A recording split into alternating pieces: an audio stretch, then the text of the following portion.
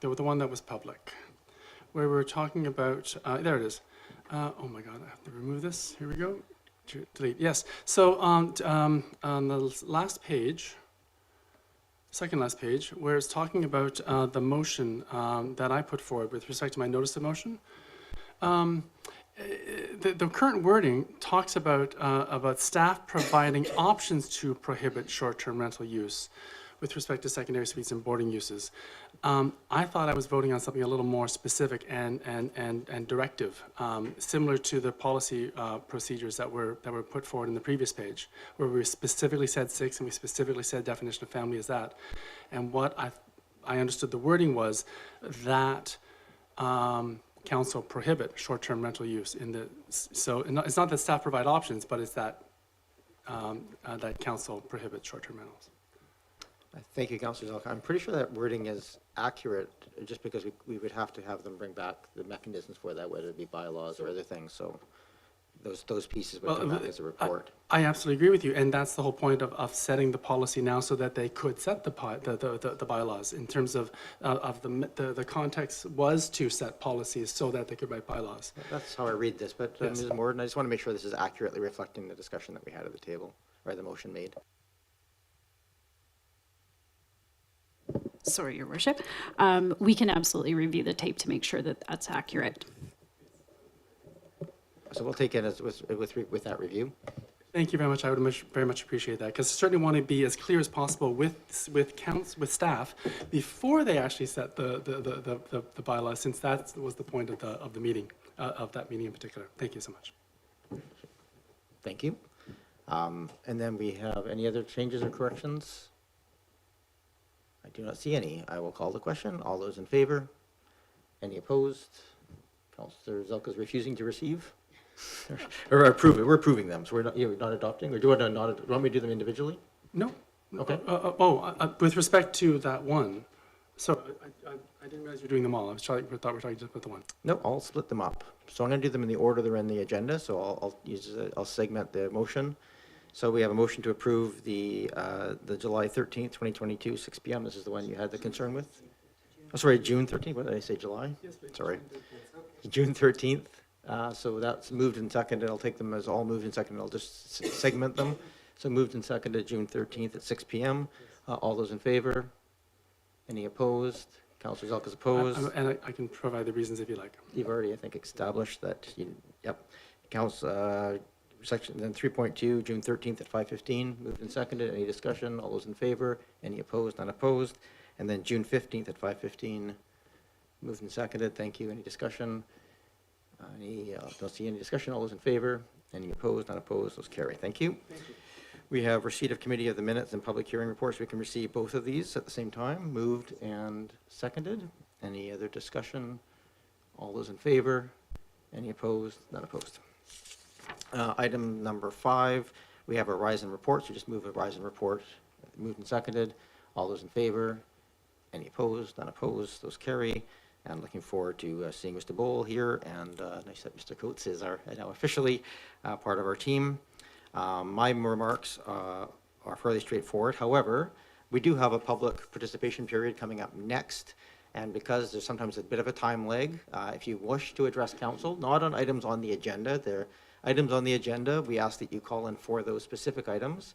But if you have other things that are just of interest to the community or to council related to Oak Bay, the next section, section 6 or section 7, is that motion. But I would ask that you call the 1855 number in the agenda, hit the meeting ID and passcode, and then hit *9, not #9, but *9 to raise your hand, and we'll see you here.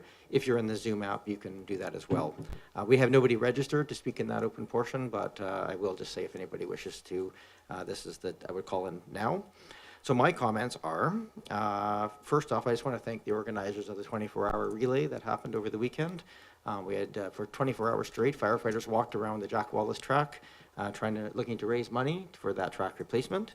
That's a very well-used community amenity and school amenity for one of the, that school has, over its history, been a dominant track and field school, and that track has been very well used by a large number of amazing athletes. For the public's interest, you can donate online through Rotary as well if you're interested in donating. Also, just a acknowledgement and recognition that this is Pride Week, flags flying outside the hall. This is celebrating and supporting the LGBTQ2S+ community.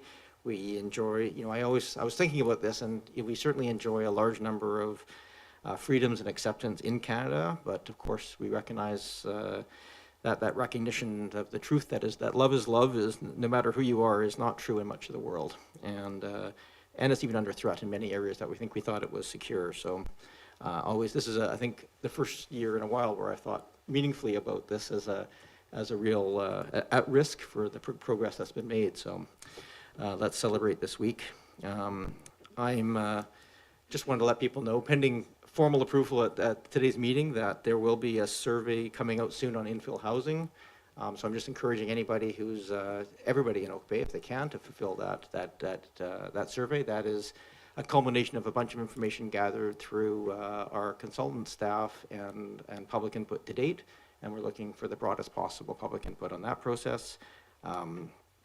And then I just finally, but not least, July 4th is the final day if you're putting in an application for a homeowner grant or for a tax deferral. You are, for the things, you have to do it through the province, you have to do it online, and you have to do it before July 4th. So sometimes we have people running into the hall at the last minute, and we just want to make sure you're aware we don't do that application anymore, the province does. And if you want to apply, you have to do it before July 4th. Oh yes, that's a good point, and I should remind you as well, the first Music in the Park is coming up this Wednesday, and that's going to be a fantastic event, so looking forward to that. Go ahead, Councillor Green, you had something to add? Yes, I just wanted to add that if you cannot get to the hall to pay your taxes, you can do them at your local bank branch. That's fair enough.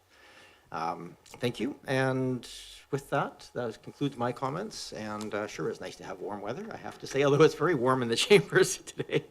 So I'll just invite now if there's any members of the public that wish to address council. This is the time to hit *9 if you've called into the 1855 number. I don't see anybody who's called into our Zoom application. I'm just going to wait for staff to confirm that anybody here in the chambers is here for items on the agenda, not just to generally address council. Is that where Ms. Martin is? Okay.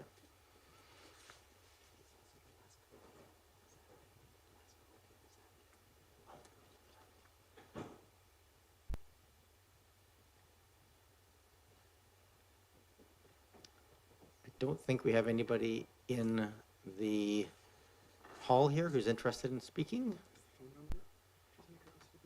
Yep, the 855 number, it's on the agenda package.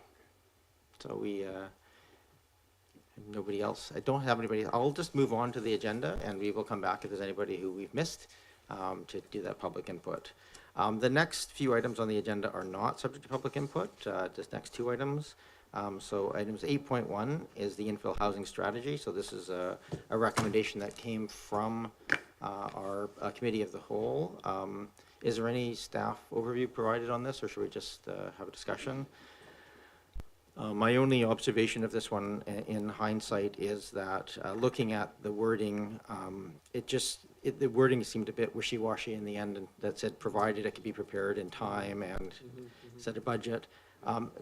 Ms. Williams, can you let me know, are we expecting, like, is it going to, we didn't know exactly at the time we had the committee of the whole whether that was going to be possible to do the mail out. Do we have a better understanding of the timelines now? Yes, Your Worship, thank you. We do anticipate that the mail-out will be able to happen, so if you wanted to amend that clause to just say that the mass mail-out promoting round 3 of the engagement commence.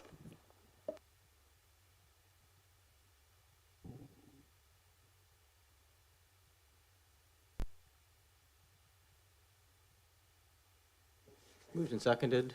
So that's three recommendations, including the change to the last one to say a mass mailer promoting round 3 of the engagement commence. Commence or be issued, or? That commence is fine. Okay, We understand that. Any other any discussion on those on that motion? Don't see any. Just for those watching who are wondering why this is such a big issue and so short a discussion. We spent a lot of time on this matter at the Committee of the Whole. This is a recommendation from that body back to Council to move it forward. So with that, I'll call the question. All those in favor? Any opposed? None opposed. Thank you. Yeah. 8.2, we have the grant opportunity. This is the UBSM Strategic Priorities Fund. Mr. Haran. Mr. Haran, welcome.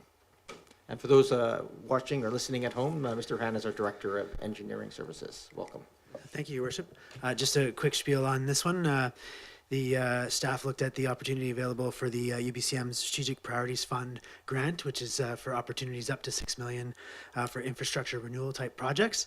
And the most likely best candidate for the district was a portion of the upland sewer separation, the Humber catchment. So this report here tonight summarizes that rationale and seeks direction to go ahead with the application for that grant program. Thank you. Thank you very much, Mr. Haran. Go ahead, Councillor Green. Shall I make a motion? Thank you. I would move the recommendation, staff recommendation, and receipt, move receipt of the report and, thank you. Move receipt of the report and also approve the staff recommendation to move forward with the grant application.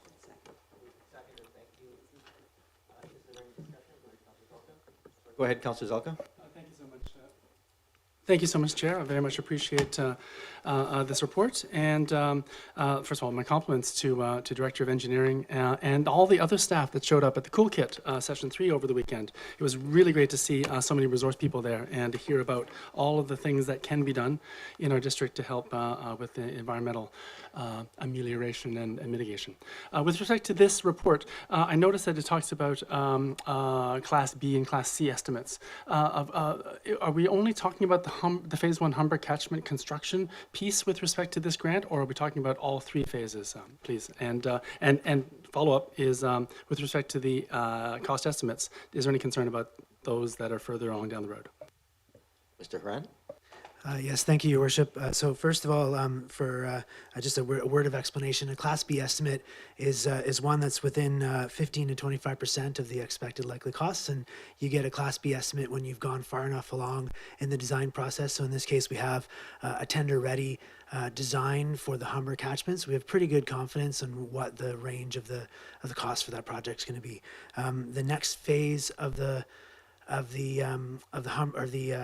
upland sewer separation work is design of the Rutland catchment. So that's also a Class B estimate because we know pretty much what the design is going to cost, roughly $415,000. But the design of the construction of the Rutland phase is a Class C, so 25 to 40% because we haven't completed design work. There's a bunch of information that we have to find as we go through the detailed process of designing that work to know better what the cost estimate is going to be. So there's that range there. Previous grant applications, for example, the Investing in Canada Infrastructure is a large enough program that you can apply for the whole 22 million or so of upland sewer separation, but this one is limited to a max of 8 million. So we focused on the Humber catchment, which is shelf ready, shovel ready, if you want to call it that, ready to go, and that's why we focused on that. Thank you. Last quick follow-up. Assuming this is successful, do we have any, or when can we say that construction will begin so that those in the uplands can get their lives organized? Mr. Haran. Through your worship, I misspoke a second ago. I said 8 million cap on the grant is 6 million cap. The project itself is 8 million.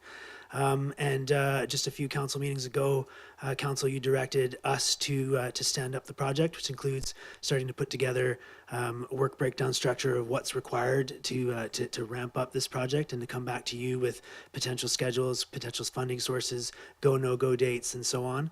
I think that's in the past and likely a good reason to move faster is award of a grant. We have not heard a schedule for evaluations and awards of the Investing in Infrastructure Canada program. For this one, based on historical timelines, we would expect early in the new year, we probably would see how we did on this particular one. Wait, Councillor Patterson. Yes, thank you. Just from those remarks from Mr. Haran, just wondering, is there any window that is pre-established that the project would have to be completed by if the grant was awarded to us? Mr. Haran. Through your worship, there is definitely. I don't recall specifically what it is, and I think just for the moment, I can say I would recall if it was an onerous, like a quick timeline or something unusual.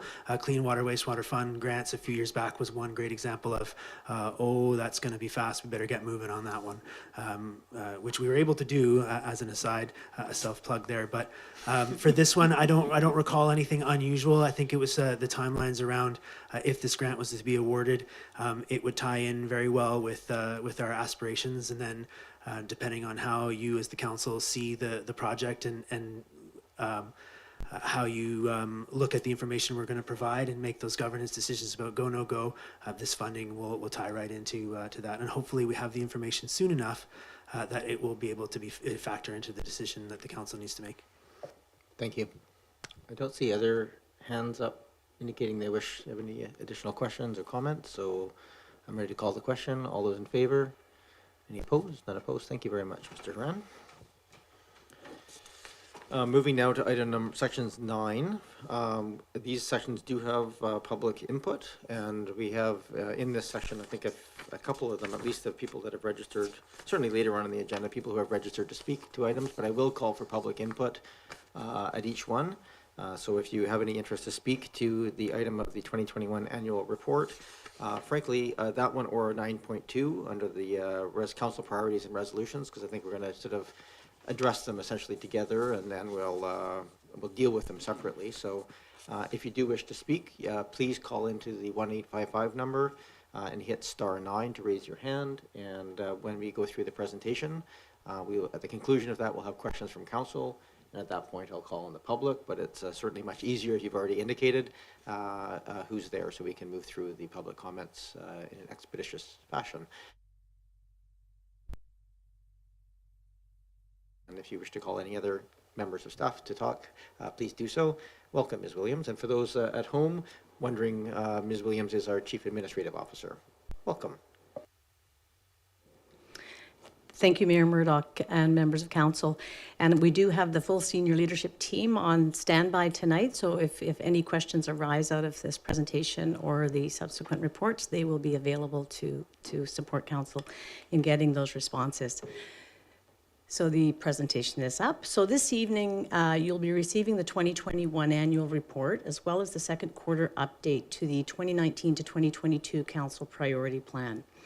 The annual report is going to primarily focus on metrics and achievements for 2021, and the council priority update shares recent updates to the initiatives identified by council for inclusion in the council priority plan. So as a lead up to those two important corporate documents, and to fill out the information you're receiving in them, I'm going to take a few minutes to provide a very high-level presentation. It might be closer to 20 minutes. And it'll highlight some of the district's achievements over the past year. So to steal from Mr. Haran, this is really an opportunity for a self-plug of council, the community and staff. So thank you for your time. So with that, let's get started. And just what we're going to be taking a look at is where we were, what we've done, and where we're going. We've broken this presentation down into 5 sections, and we'll start with where council started in 2018, and then we'll move into the council action piece. So we'll talk briefly about the direction given by council, which naturally leads to our next section, which is our journey. And the journey was driven by that council direction. Then we'll move on from there to talk about our progress on that journey. And because we know there's still work to do, we'll end with our future. So that's your roadmap. So as you can tell by the title, this presentation will focus on service excellence. So service excellence is one of the 5 priorities identified in the 2019 to 2022 Council Priority Plan.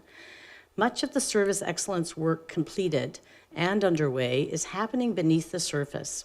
It's internal facing, it's not always visible. This internal service excellence work is the foundational piece that enables all other work that is happening around the district, which of course supports all of council's other priorities. So whether it's diverse housing, sustainable service, quality of life, or community health and resilience, what we know is everything is more achievable when we're delivering on service excellence.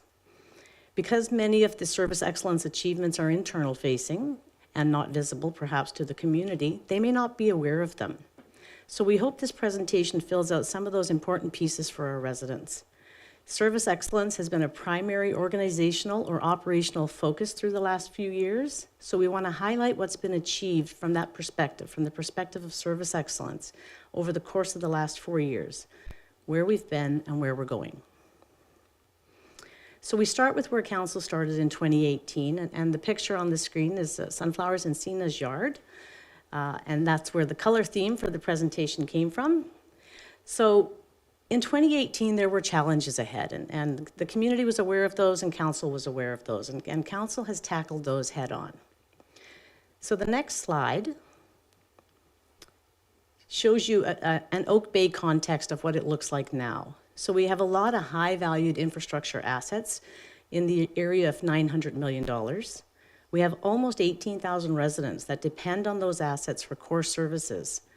And we've come a long way from the 31% of our infrastructure that was sustainably funded when council took office and made the first lift, bringing it to 41% in 2018. And now we're sitting with approximately 70% funding in 2022. So that's an indicator where we've been and where we are now.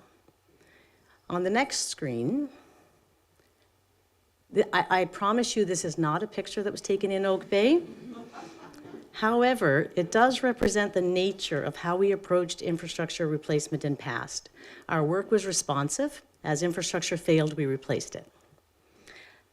The approach was not cost-effective, and over the last 4 years, we've moved to a more proactive and cost-effective approach.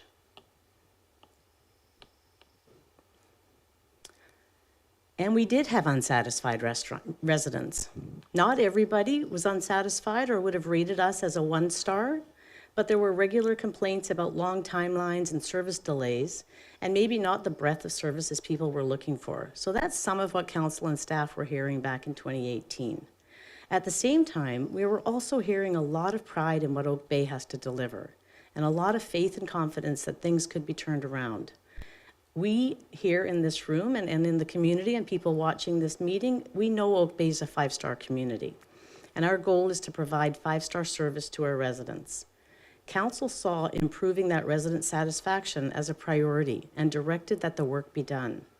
That improvement is what we've been focusing on over the last number of years, the services we offer and the community's satisfaction with those services. So that provides a snapshot of where we were, and so let's move on to what we've done. And we'll talk about council action. And here's council. So I think you'll recognize that group. In 2018, where we were. In responding to the community needs, one of the things that really stood out over the last few years in Oak Bay was the commitment to address these issues. So the action taken through council's resolve to not just identify the issues, but to fund the solutions, was being recognized in the community, and we hear this. This was done through right-sizing of departments to ensure capacity to deliver on programs, funding for consulting support when specialized skills were needed, and consistent funding towards infrastructure. And so that's how council responded to the community, through those bold decisions, brave conversations, and insightful questions. So to look at what's been done, we first looked to the direction that was given. So these are extracts from the objectives related to council's priority needs. So council directed staff to review and plan for community needs, to optimize operational effectiveness and foster public engagement, and to integrate an asset management program with a long-term financial plan. All of that is work that has been undertaken in the last few years. So let's talk about our journey. How did we deliver on that direction? It has been all about optimizing and engaging. So this slide shows our transformation, and if you look at the transformation from 2019 to 2022, we've gone from limited engagement, failing infrastructure, hard to get information, and we've moved to a place where we're being more responsive, more resilient, and more transparent. We've made a lot of progress over the last few years. We are not done. We're not saying we've arrived, but we will say with certainty that we are on the journey. So the next step is looking at our progress, and that's the foundational work that's underway. So to talk about progress, if you look at the shift in infrastructure funding over the last 4 to 5 years, you can see that where we are now in 2022 is vastly different than where we were in 2017. Again, we're not all the way there. Based on the information we have now, we understand the goal to be 12.8 million. And remember, this is a moving target. As we learn more about what needs there are and what the current condition is, that number may shift. Inflationary factors could impact it as well. But when you look at where we were and where we are now, based on the best information available, we're 3/4 of the way there. And we've moved from less than 1/3 of the way there in 2017 to almost 3/4 in 2022. That is significant progress. And that's a big number. We currently have an additional 5.4 million each year over the 2017 funding levels going towards renewed infrastructure. That's huge progress and something we can all be very proud of. This graphic shows you some of the accomplishments that we've been able to advance in the last 4 years. It doesn't represent everything we've done. We couldn't find a graphic big enough for that. So these are just some highlights of the significant projects that we've advanced on all of Council's priorities. And as you can see, if you look through them, all of Council's priorities were supported through those initiatives. There's a lot of work that's been done on all fronts, a lot to be proud of, and that's progress. This next slide, which talks about work completed, this work completed also hit on all of Council's priorities, but it also hits on those themes we talked about earlier when we talked about the transformation from 2019 to 2022, the more responsive, more resilient, and more transparent. And you can see where those projects fit under those individual themes. Oh, and this is our goal. So we hope with all of those initiatives that we've been delivering on that we're meeting our goal of having a lot of happy, satisfied community members. We've been getting some great feedback from council members, from residents, from the business community, and we look forward to seeing more happy faces as we do even more moving into the future. And speaking of more, we are modernizing the District of Oak Bay. All of the initiatives we've been talking about so far, and many more we haven't touched on, are geared towards modernizing the district. We're modernizing its processes, its services, its infrastructure, and it isn't always easy to visualize the modernization of many of these internal processes, so we thought it would be helpful to provide a visual of the physical transformation at Municipal Hall. So in looking at the before and after, this is a great visual indicator and a reflection of some of the less visible internal work that's been happening as well.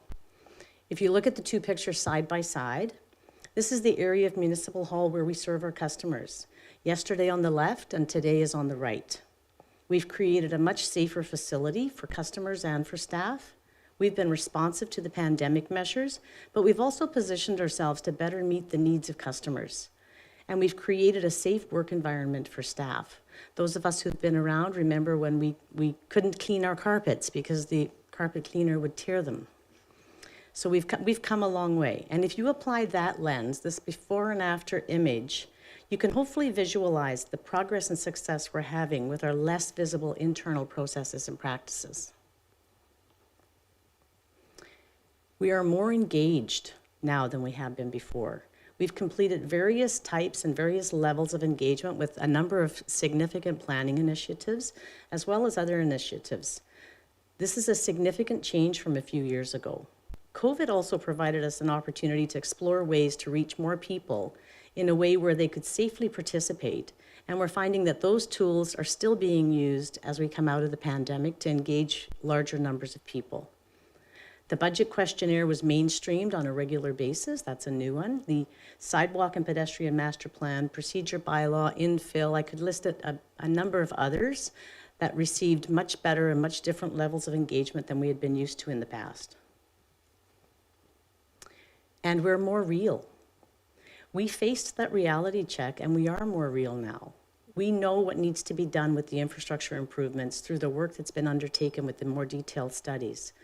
The budgets are now a more realistic reflection of that work that needs to be undertaken to ensure our infrastructure remains as it should be. And we have a true 5-year financial plan, and that's all at the direction of council. We're also more prepared. Talking about health and resilience, we're upgrading infrastructure so that we're more prepared for changes happening in the climate and more responsive to those types of issues. Through the pandemic, we can say with confidence that our emergency planning and our staff's ability to respond to emergency situations is much more in line with a modern municipality than it was 4 years ago. And we're making things happen. In 2018, we started with an awareness of some of the issues that we were facing, but we needed to undertake the work of assessing and preparing for that work. Council needed to fund that report. The building needed to happen. And all of this will continue. And in the end, the ultimate benefiting party is our community. Oak Bay is recognized as a leader. There's a few distinguished awards that are showing up on the screen right now. I won't read them all out, but Oak Bay in the last 4 years has received awards for the first time, and they've not only received it for the first time, they've received it for a second time. The annual reports received 2 awards from the GFOA, and we will be presenting that for a 3rd award this year, and we're really confident that we're going to get that. So looking forward to our future, we're not done. We want to take it to the next level, and we want to take action. So through excellent recruitment processes, Council has seen a team form at the district that is poised to continue to support Council's priorities, and they're keen to continue to bring success to the district. Council has enabled that future success by funding the next steps in the 5-year financial plan. A lot of important work is reflected in that plan, and it's Council's actions that will allow staff to make that work continue to happen. So this is going back to those big, bold, brave decisions that Council made over this last few years. And we are celebrating success. We celebrate success now, and we want to keep celebrating success on those important initiatives. So how do we do that? We do that by building capacity to build more. We'll continue to right-size for the work at hand, to identify gaps in skills, create capacity through efficiencies, so that we can build more for this community, which translates into more opportunities to celebrate. And this is our short-term future roadmap. So what do we have in the works? There are some important initiatives that Council has set in motion. Even though they'll be completed in future years, Council has identified these as important work to happen. Our First Nations Truth and Reconciliation, the Village Area Plans, the Community Energy Plan, the Active Transportation Program Options Analysis, the Zoning Bylaw Update, and the Parks and Rec and Culture Master Plan. When the 2022 to 2026 council is elected, they will identify additional initiatives to be completed over the next 4 years, but these are a few that are already on the radar and to be confirmed with the new council, and staff is preparing to deliver on those. And our roadmap is not limited to those. We also have a host of operationally, internally focused initiatives underway that will equip us to better serve the public. There's a few there on the screen, so I won't read them out to you.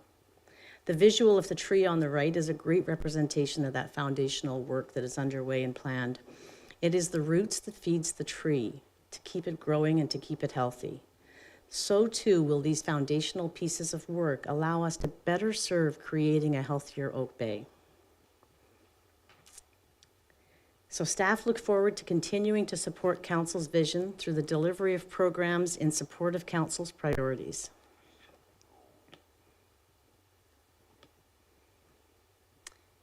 And we'll say thank you and ask if there's any questions, and then I have a credits page, because none of this work could have been undertaken without this group of people. So on behalf of staff, I want to thank Council for the leadership shown in identifying the work that was needed and for making the big, bold, brave decisions to fund the resources to do the work that was needed to modernize the district's services, to modernize the infrastructure and the processes. Thank you to the community for their support and for being supportive of this direction. Thank you to the volunteers who serve on our advisory bodies, bringing their lens to council's decision-making. And thank you to the District of Oak Bay staff who show up every day to take on the hard work and for wanting to bring the best to this community for council. So thank you. Thank you, Ms. Williams. That was a very nice little.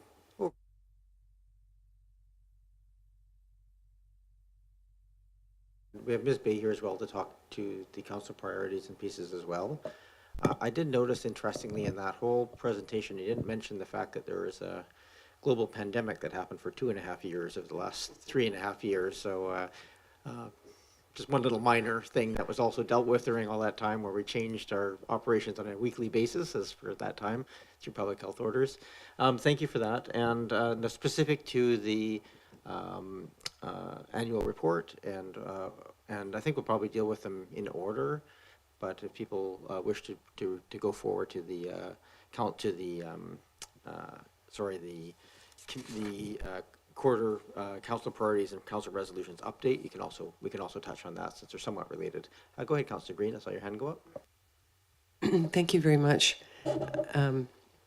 I just wanted to comment, and through you to Ms. Williams, thank you very much for that presentation. I was wondering if we could have it emailed to us as well individually. I'm not very adept at downloading from Civic Net Web, I think it's called. But I wanted to commend you on the use of language. And so you didn't mince words. I like the words, not that I like these words, failure, dissatisfaction. I think the plain language aspect to the presentation and the language generally in the annual report is important. I think people want to hear plain language and plain messaging, so I commend you for that, and thank you very much. Thank you. Is there any discussion on the annual report? We have it in front of us today to approve. Now, I don't see hands raised from the public, so I'm just going to make that call again. If anybody, members of the public, wish to talk to council about the annual report, this has been published and advertised over the last couple of weeks for comments to be submitted. We haven't had those comments, any comments come in on it. But if there's any other discussion at this table, we can do that now. Otherwise, and then we can have a motion to approve and have debate on that. Is there any other questions or discussion on the annual report? I'll move receipt and that the District of Oak Bay 2021 annual report be approved. Is there a seconder? Moved and seconded. Thank you. Any other discussion on the annual report? I don't see any. Oh, go ahead, Councillor Zelka. Thank you, Chair. Through you to staff, excellent presentation, excellent work on the document, and thank you so much for making us all look so good. I think we've done some fabulous work here, and I very much appreciate how we've moved so far on the making room for transparency and public engagement. So thank you so much. Thank you, Councillor Zelka. Go ahead, Ms. Williams. Thank you, Your Worship, and through you to Council. And thank you for those comments, Councillor Zelka and Green. I just wanted to acknowledge the work that goes into the annual report. Ms. Morden and Ms. Coates led this year, but this is definitely an interdepartmental collaborative effort, and a lot of work goes into preparing that report. And the same leadership team also supported me with the presentation. Thank you. Did you mean Ms. Goodgrove? Yes, Ms. Morden and Ms. Goodgrove. I got it. Thank you. Go ahead, Councillor Green. Yeah, I just wanted to follow up on your comments, Mayor, through you. And I really appreciate the work that goes into these documents. They're huge, for one thing. The annual report is probably one of the largest documents that we produce. But I also wanted to say that, yes, I think the COVID issue, I honestly don't think the public knows how much effort, time, and energy was spent by staff in particular in trying to manage not only the workload, but us. To keep everybody safe, to keep us safe, it was a huge burden. I know that, and so you have downplayed COVID and its impact on the work. But I really think the community needs to know that it was really, if we talk about resilience, that was it. So thank you very much. Thank you, Councillor Green. And yeah, I'll just leave a comment that I do appreciate, it's a very large document which has its pros and cons in terms of getting information. I do appreciate the metrics in here. I think they're really important for us to be able to see, and you can really see the impact of the pandemic, and in many of those where there's suddenly a distinct disappearance of volunteer hours, for instance, where we had to close things down and so forth. So very nice to see the things coming back up into the normal realm again this year. So knock on wood. All right, we have a motion in front of us. Any other discussion? Seeing any, I'll call the question. All those in favor? Any opposed? None opposed. Thank you very much. We have then next the second quarter council priorities and council resolutions update. Ms. Bay, this is your document. Some of this obviously covered off in the high level in the presentation. So perhaps if you want to give a little overview of where your report. And for those again watching at home, Ms. Bay is our Director of Strategic Initiatives. Welcome. Thank you, Your Worship. The report before you provides, as you mentioned, a second quarter update on progress towards achieving Council's priorities. I'm pleased to share that while we are requesting slight adjustments to a few targeted completion dates, progress overall is being made on all of your priorities, as mentioned by our CAO. Your package includes an updated council priority plan. That update reflects directions from your annual review back late last year, and also through the budget deliberations over the spring. In addition to working on your priority projects and actioning new and old council resolutions, staff have also been busy, as was reflected in the presentation we just saw, delivering ongoing operational services, supporting community engagement, undertaking capital projects, and proactively improving internal systems and processes. We have been working full on for these past 6 months, and the remainder of the year looks to be equally busy as we continue to dedicate ourselves to complete Council's priorities for the remainder of this term. This report is before you, and once you have received it, staff will place the document on the district's website where the public can find all the district's quarterly updates and previous versions of the Council priority plans. Directors, as Ms. Williams mentioned, are all available online to answer any questions with respect to their particular areas. Thank you, Your Worship. Great, thank you very much. And then I think we all recognize this is an organic process, and appreciate the update and the opportunity for making these changes. I do note also we have later in the agenda a motion on item number 35 on here, which is change rules for home-based business to look at mechanisms for possibly moving that up in our priority. So that's the sort of the process that we undertake on these things as we need to.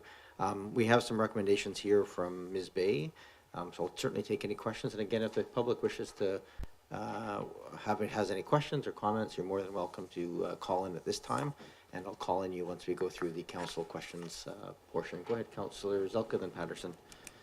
Thank you so much, Chair, and thank you for this report. And I appreciate the heads up on the staff recommendations for changing timelines.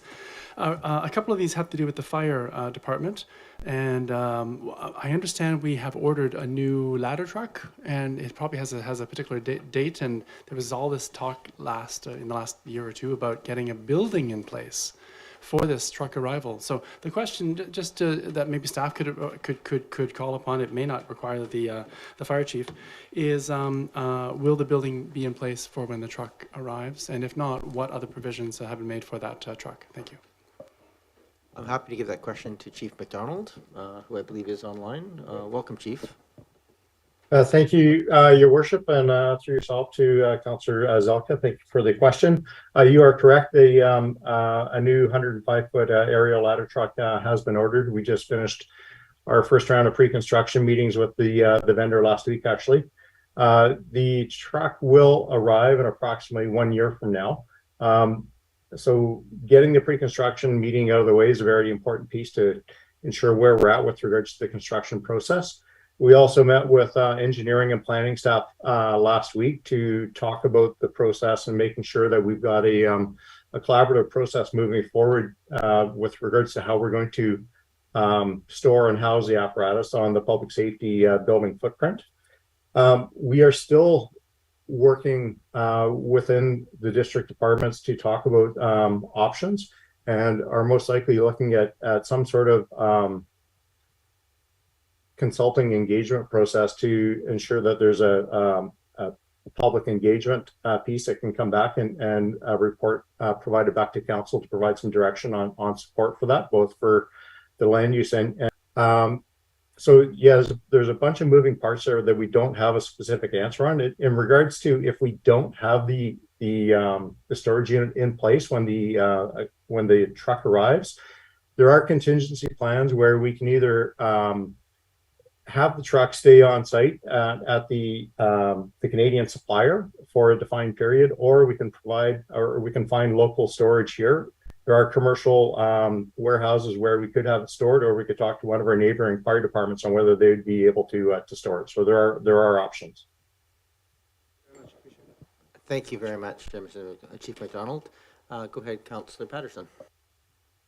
Yes, thank you. Thank you for the report, Ms. Bay.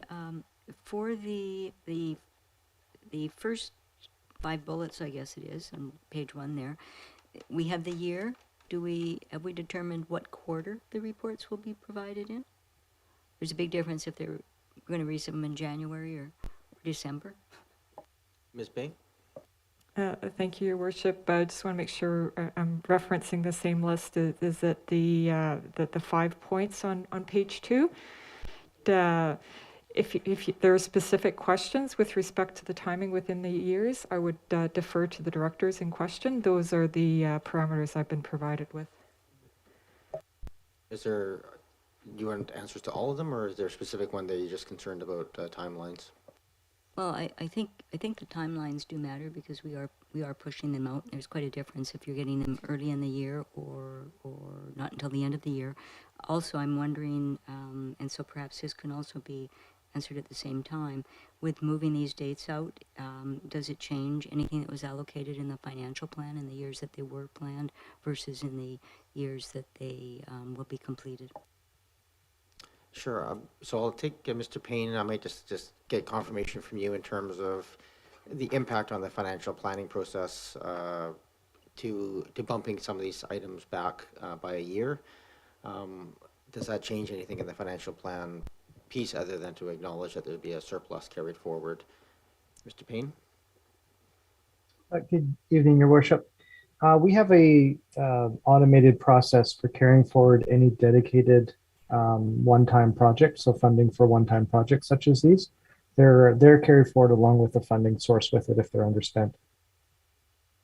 Okay, thank you. So I'll go through these since Councillor Patterson has asked. So 3 of them belong to the fire department. So Chief McDonald. I think it's on page 1, the preparing the fire master plan and the land use procedures and those. Yes. So so Chief McDonald, if I could have you ask, there's a prepare a fire master plan being moved to 2023, a communications plan for public in case of emergency 2022, i.e. later this year, and then the review fire department policies and procedures due now in 2023. Do you have any sense of where in 2023? I got a pretty good sense of where in 22 it would fall, probably much later in the year. But perhaps you could, if you, as best you can, give us some idea what part of the year those might fall into. Thank you, Your Worship. So in regards to the part of the year for the fire master plan, we would most likely be coming to council in with a new council in either late Q4 of this year or early Q1 of 2023 to review the document and get direction from council on how to proceed. So the funding for that is in place and is on track. And in regards to the communications plan, that is on track for completion this year. There's no cost item associated with that, and we do have the all of the material that's been collated, and we're in the process of organizing that now. So we're on track there. And in regards to the fire department policies and procedures, a lot of that comes back to the master fire planning process. And ultimately, with that being pushed back and so many legislative changes that need to be incorporated into the master fire plan, we didn't want to get too far ahead of ourselves on that. So that ties into completion of the master fire plan and then re-engaging on the policies and procedures, if that makes sense. Thank you for that. And then I'm not sure who I should turn over the timelines for the land use procedures bylaw because we are waiting for a new director attached to that. So I'm not sure how accurate we can be. But Ms. Williams, do you have any sense of, without having our new director of building and planning and community, I can't remember what we're calling it now, community services, the update on the land use procedures bylaw, which says 2022, but I'm not sure if there's a timeline attached to that. Thank you, Your Worship. I know Mr. Weber is online, and I'm not sure if he's been a part of the background work that's been happening on this, but in the absence of Mr. Weber being able to provide a response, I could find out and get back to council. And it's the Director of Community Building and Planning. Thank you. Thank you for that. I'll get to it. The name changes are, So, Mr. Weber, do you have any knowledge in terms of the when in 2022 we're looking at those land use procedures? Or is that an iterative process? I think we already dealt with one swath of them. Thank you, Your Worship. Actually, unfortunately, not at this time. I believe it is scheduled for later in the year, but I would need to check into those details. Okay. I'm sure in the first day, our new director can answer those questions. And then, Mr. Horan, since you're sitting in our room here, we have the Analyzed Stormwater Management Program options now in 2023. Yes, thank you, Your Worship. And that task was deferred as a load shed activity for the new standing up of the upland sewer separation project. There's a couple of moving parts that really make it difficult right today for me to predict. Part of it being the discussion that we're having a little bit later tonight. Some of the decisions that council makes on those recommendations will really change what the work plan looks like. And then I think once I have a little bit of that information and then I'm able to move forward a month or two, I'll be able to make a better prediction. So I can say it won't be Q1, but I don't want it to be Q4. So because that's too late. Just out of my own, goals and outcomes for the department, I think that's too late. So I'm really shooting for earlier is the better. Thank you for that answer. Any other questions? Go ahead, Councillor Green. I'm sorry, I should have asked earlier, but the land use procedures, does that include the zoning bylaw review? Through you to Ms. Williams or Ms. Bass? Thank you, Your Worship. No, the update of the zoning bylaw is a separate and distinct initiative listed separately in the document. Thank you. Thank you. Are there any other questions?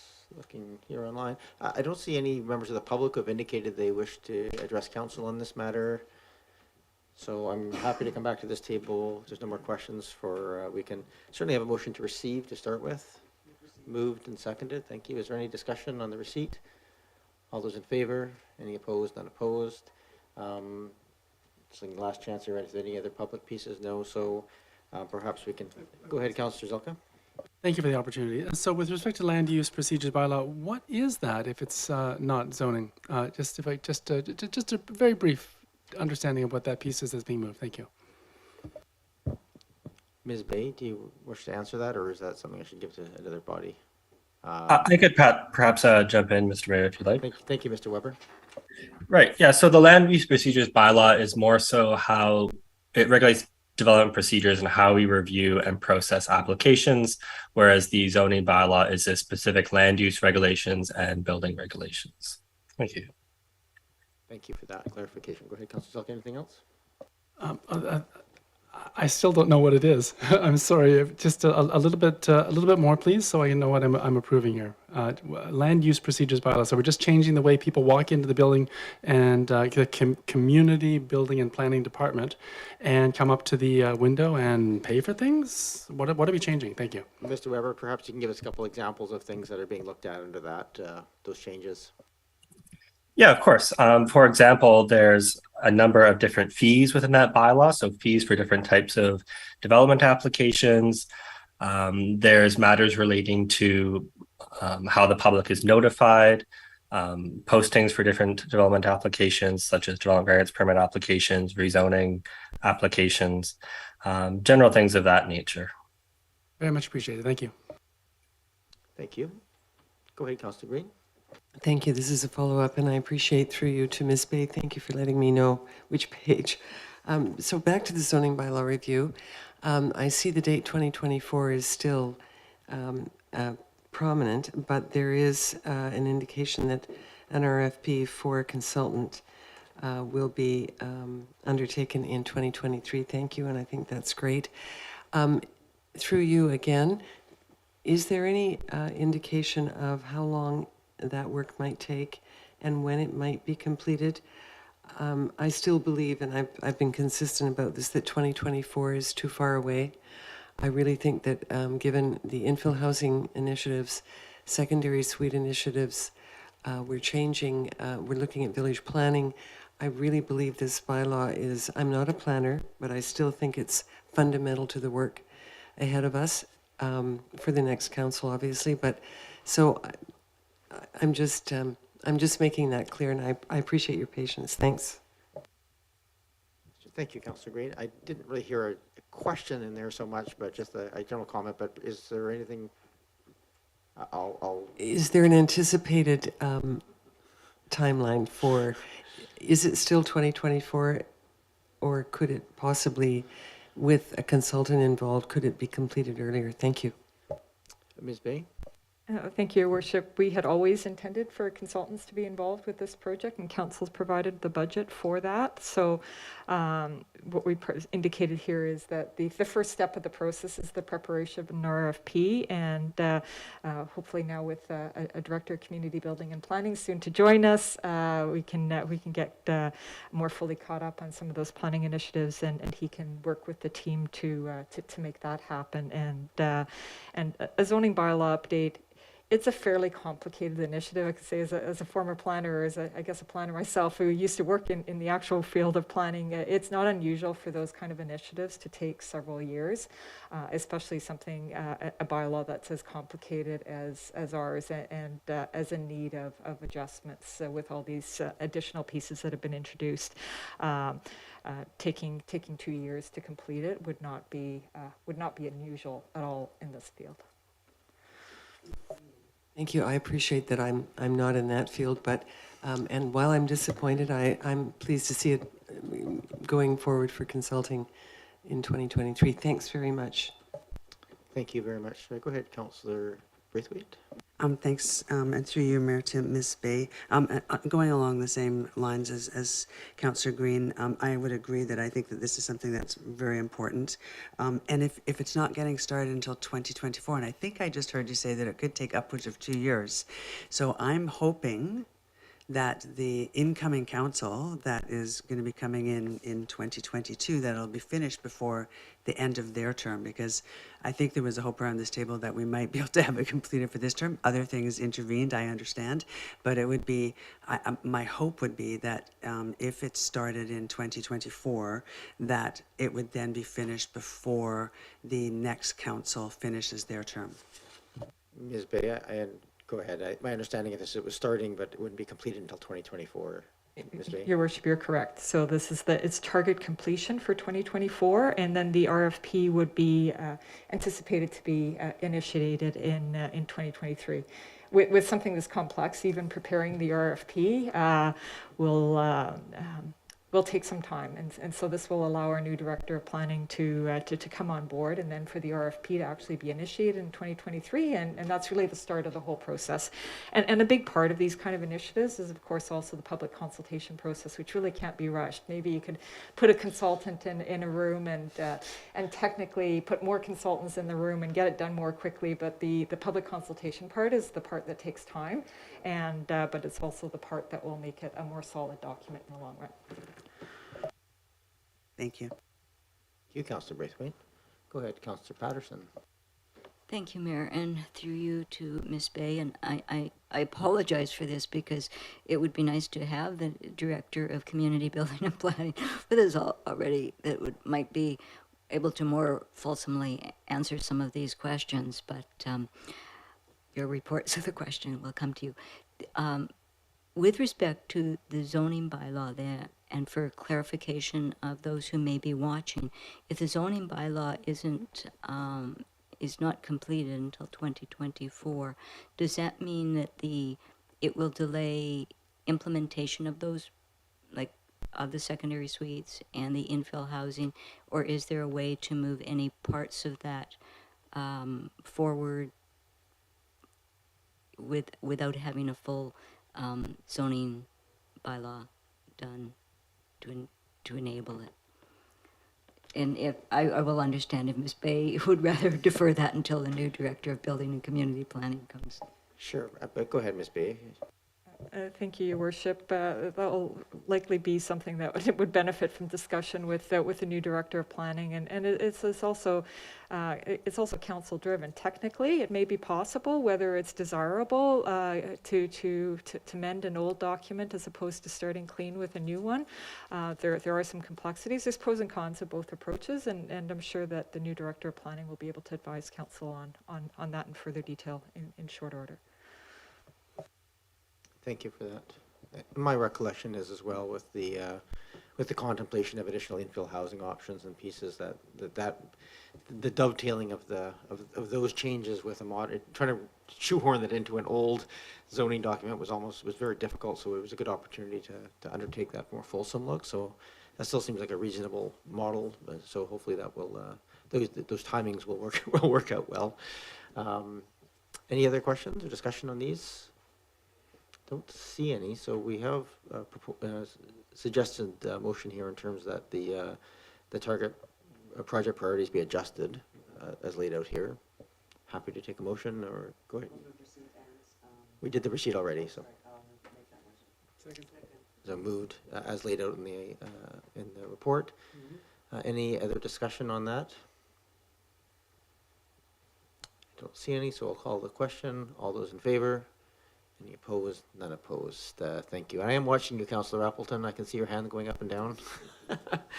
We're going to move on to item number 9.3. This was deferred from our committee of the whole, where we ran out of time. We felt it was important for Mr. Haran, for this matter, to have sufficient time for conversation, because it's a substantial piece of work in many ways, as mentioned in the infrastructure work in terms of funding. Now we're looking at, okay, that we have Mr. Haran here, our Director of Engineering and Public Works, to provide this overview. Mr. Haran, welcome back. Thank you, Worship and Council. Thanks for the opportunity to talk about the future of infrastructure services in Oak Bay. Back in September of 2021, the district completed the first Sustainable Infrastructure Replacement Plan, which was a comprehensive long-term financial planning document that made key recommendations about sustainable service delivery for infrastructure in Oak Bay. In other words, how to set goals and how to fund infrastructure service delivery for the next 100 years. The question of how to practically increase how much capital renewal work you're going to do, though, wasn't really discussed in depth at that time. So council directed staff to develop a report that explored those capabilities, capacities, and outcomes related to that issue, and to talk a bit more about how to meet the needs expressed in the Sustainable Infrastructure Replacement Plan. So a lot of the stuff that we're going to talk today, the background, the things that help us make recommendations and conclusions about where we are part of the asset management program in Oak Bay. There is an asset management program page, and it's right there. So for residents or anybody asking questions about why we say the things that we say about infrastructure, this is the place to point them to. Looking for my button. And I'm just going to take a couple minutes before we get too much into the recommendations for the future. I think it's best, we talked a little bit about it during the annual report presentation earlier this evening, but I want to go over some specific details because it really does inform the discussion that happens later. So Oak Bay's asset management journey started with council's direction back in the strategic priority sessions in April of 2015, where there was a number of projects that were around along the lines of do an asset management plan and take care of infrastructure and start doing this work, which a lot of municipalities hadn't done yet, and Oak Bay hadn't either. So that meant there's a handful of projects, and you can see the list there, the foundational steps that are really just so fundamentally important that they're foundational to Oak Bay getting a really solid plan about infrastructure for the future together. So those are a sewer condition assessment program, a municipal buildings condition assessment program, and needs analysis, a program assessment around asset management. How do we do asset management, or how good are we now, and where do we have to improve in terms of how that practice works? And updates on the infrastructure itself. How old is the infrastructure? How bad is it, or how good is it? And how do we know this information and what to do in the future? And then finally, some really key foundational policy issues, such as a reserves policy discussion and debt financing. So that's in the 2015 to 2018 timeframe that those foundational asset management program activities occurred. And then there was 2018, which I'm going to call the key turning points. So there's a number of activities here listed on the screen, but the key turning points are council's decisions around saving for future infrastructure needs. So that's the annual 1% of tax increase to infrastructure reserves policy, the idea of allocation of gas tax revenue for infrastructure reserves, and the adoption of an asset management policy and strategy, which is really guiding the outcomes and actions for the district to take in respect to infrastructure, and putting some program management discipline on the outcomes. So how do you get real about what the work needs to be happening, and how do you make real progress on these issues? And finally, there was this issue of multiple 5-year plans that actually captured the needs in the 5-year plan. So there's predictable infrastructure funding with council commitments for those multiple year budgets, which meant huge ability for infrastructure renewal to happen because you could plan multiple years in advance. So we take a moment, we talked a little bit about celebrating successes. I'll just highlight them quickly again. We have a 5-year financial planning process that's in place that's more sophisticated than it was 7 or 8 years ago. We are trending towards 100-year sustainable funding targets, which is really the definition in Oak Bay of how we're trying to achieve sustainable service delivery. In other words, how we're going to do asset management. And we have that predictable funding, which leads us to the ability to ramp up capital planning. And that's an output, and actually doing more work, which we've done in the years after 2018.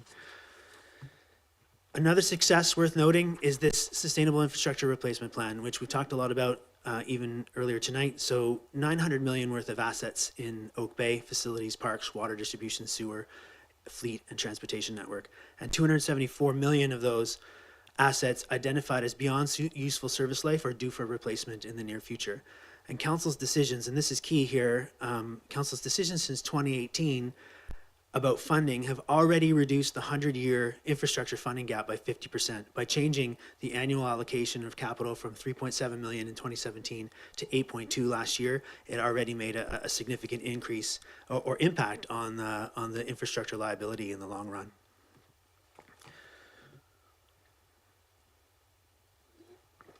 So now we have to face the challenges of, well, what do you do about 2+ decades of deferred maintenance and infrastructure rehabilitation? If you're backlogged, if you haven't done the work, how do you catch up? How do you do this? How do you replace 274 million of assets over the next, say, 15 or 25 years? And how do you do it in a way that keeps the whole program, not just infrastructure, running in the right direction or working in a way that the community wants? So you do it in 3 ways. The sustainable service delivery is three kind of things. One is funding, so long-term funding, and I'm saying that we're in this presentation we're on track for the 100-year funding, and that's the decisions you've already made around the SIR plan and the infrastructure funding year to year. You've got how to do this capital project capacity and delivery, and we're lagging in that. We're lagging in our ability to do that work, and we're going to talk more about that tonight, and that's kind of why I put the big red circle around it. That's what we're talking about. And the last aspect is O&M, operations and maintenance. In other words, the day-to-day preventative and corrective maintenance that happens in public works and in all the different departments to keep things working in a day-to-day, which isn't capital, it's operating. And there is, it doesn't show on the screen there, I'm not sure why, but underneath level of service definition, it says approximately 2023. So we have a level of service review that we have to do to talk about, well, what are we going to do around the operations and maintenance? And all those things together give you your sustainable service delivery. So how do we figure out how much work we should do annually in the district in terms of capital infrastructure work? And then what is the best way to improve the organization to deliver on that increased work? And that's what we're going to talk about for the rest of this presentation. The first way, so in trying to answer this question of how do you figure out how much work you should be doing, there's 2 ways that we've kind of used, and they're models, and I'll talk a little bit about them because they're not perfect, but they give you an indication of what you should be doing. And the first one is using the asset management approach. So if you take the information that's in the Sustainable Infrastructure Replacement Plan, and the way that plan is put together is it really looks at all of the assets that you have and when they are coming due, and then when you should do them, and how much does that mean? Like, how much do you need dollar-wise to make that happen? And the dollar implies that you're going to do the construction or rehabilitation work to make that work happen. And if you spread it out over, say, the next 25 years, what does that look like year to year? So when you do that analysis, what you find is a number that works out to about 2 to 3 times the amount of work that we did last year in 2021 for capital work. So that's 2 to 3x is what we're saying. And just before I move on, it's just important to note that 2021, I would say, was a record year in terms of how much capital work we did. 2020 and 2021 were both bigger, almost double what we did in 2016, 2017. So that's just as a benchmark of where we are there. So that's the asset management approach. The other approach that you can take is, if you look at some of the other data that we might have about how things are working in the district, and what you can do is, I mentioned earlier, this storm and sanitary sewer condition assessment program that we did. So what did we do? We went in the course of 5 years, from 2015 through 2020, 2021, we did closed circuit television cameras, sent them down as many pipes as we could, and then analyzed that video to give a score to each section of pipe to try to figure out how good is it or how bad is it. And then we try to take that information to try to inform what we're going to do. So we have 2 targets when I call this risk management approach. The first one is just a basic, if you have a sewer system and they're going to last about 100 years, these pipes, you kind of try to say, well, what if we did a 1% replacement every year? And that's kind of what we have when we talk about the SIR plan, is if you're going to replace gradually over time, you cover the life cycles, what are you going to do for that? So we're doing less than 1% right now. So we have to grow to get there. We're not far, but we're not quite at the 1% mark. Then the second target is, if you look at all that condition assessment work that we've done and you try to figure out, well, how much pipe is there that's going to fail in the next 5 years based on our condition assessments, or how much is going to fail in the next 10 years? And the answer is, it's about 25 kilometers worth of pipe is going to fail in the next 5 or 10 years in both storm and sewer. So if you take that amount, you say, we're going to replace those now, try to get to them before they fail, and you add them together, those 2 targets together represents about 3.5 times last year's output for total capital work. So that doesn't include things like facilities and water and some of the other assets. So it's not a perfect outcome, but that's another way to figure out, well, how much more should we be doing? So taken together, in summary, you've got the asset management approach, which tells us we need to do 2.5 times last year's output, and the storm and sewer risk assessment approach is 3.5 times the output, with the challenge of this is incomplete information. They're target models, so they're correlations only, they're not perfect.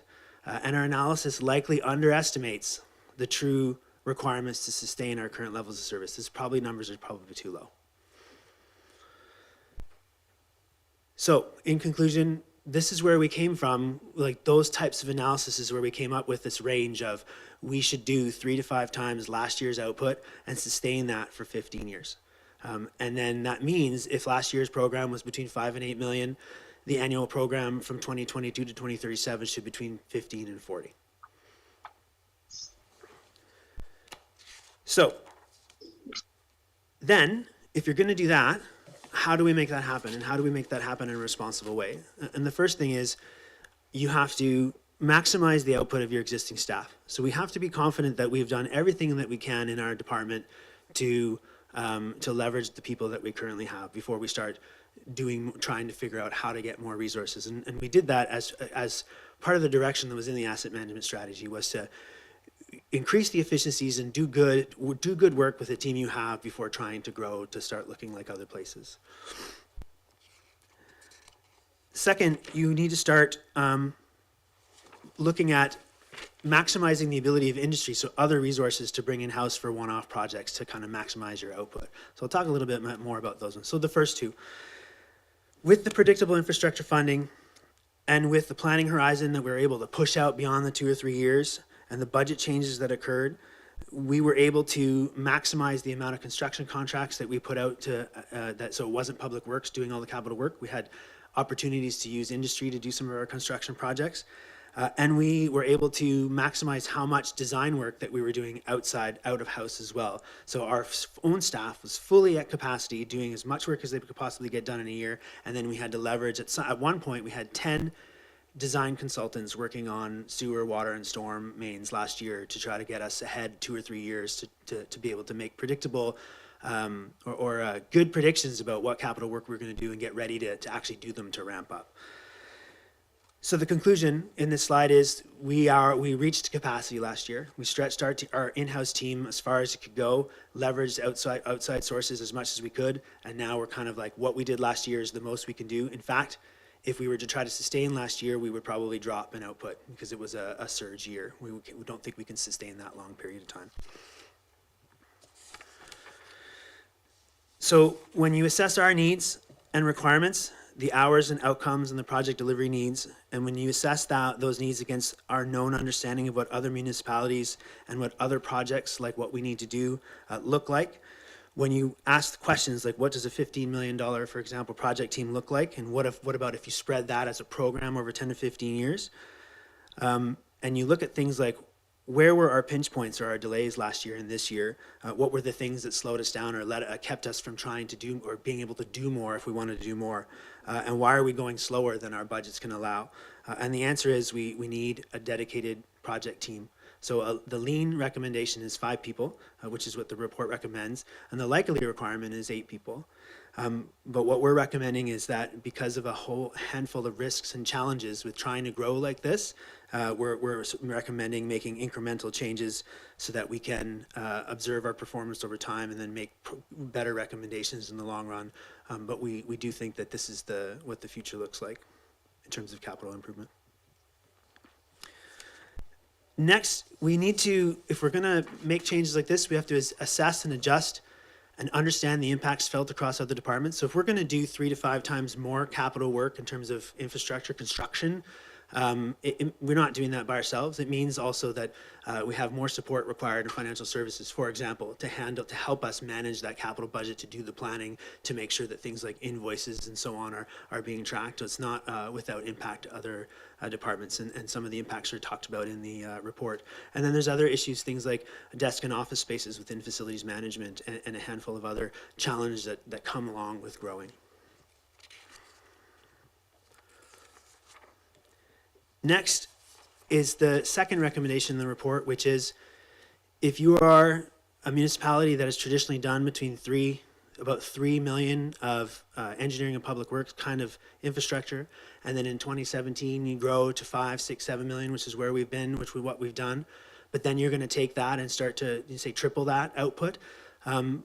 Smaller municipalities that are doing less capital work can get by with just this kind of reports where directors come to council at the governance level to talk about 1 or 2 projects, 3 projects, maybe only the big ones per year. But if you're going to have a program worth that much, you need to have a system in place that council as a governing body can feel comfortable that that the projects are being managed properly, that the planning is done effectively, that that these things like procurement and scope, budget, cost control, risk management, stakeholder management are being done right. And you can't see that every council meeting. You have to have a process that's in place, and it needs to be one that council is involved in and defining. And so that's where we talk about creating a project management framework, which a lot of the larger municipalities have. So we're not doing something that others haven't done. It's just a matter of us getting in, moving along and doing what some of those that have bigger programs are doing, so that you have the ability to see what the program is doing, where it's going, and make adjustments as required. I have the next 2 slides are both the financial implication slides, and Mr. Payne is online, who is going to jump in and brief these next 2. Thank you very much, Mr. Horan. Welcome, Mr. Payne. Thank you, Your Worship. I just asked if I could assist with the presentation to discuss some of the funding implications of what's being requested and recommended in the report. As mentioned in the report, the estimated cost of the staffing that's being recommended is approximately $700,000. And council, maybe, and the public may be asking, well, where should that money come from? How should that be funded? And I just wanted to remind council that the unit rates and all the information that was used to provide the replacement cost estimates in the Sustainable Infrastructure Replacement Plan included staffing. So, for instance, those unit rates include everything that goes into putting infrastructure in the ground, anything that's required from the beginning to the end. So that's design, project management, contingency, contract administration, engineering, the actual material, and all the labor that's required to do that.